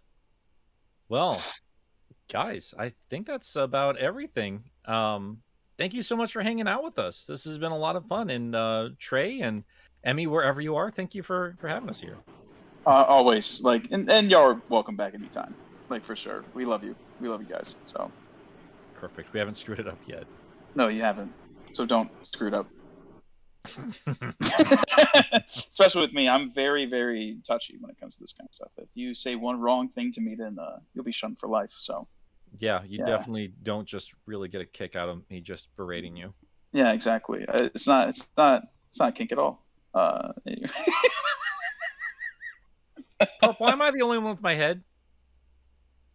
Wait, what is Pup doing? Trey, check your now? DMs. Oh my god. Oh my god, we're all...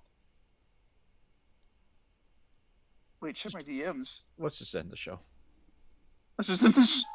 No, well, maybe we can probably hang out for a little bit with Emmy's folks here for a little bit, just because we are guests here. Unless you guys have to go, but I'll hang out for a few minutes. But yeah, we're ending our official show for right now. So see you guys next week.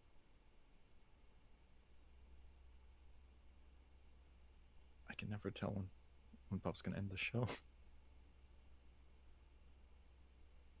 and he's just gonna be quiet. He won't let me know. And now everybody else is... Why am I... You're messaging everybody else.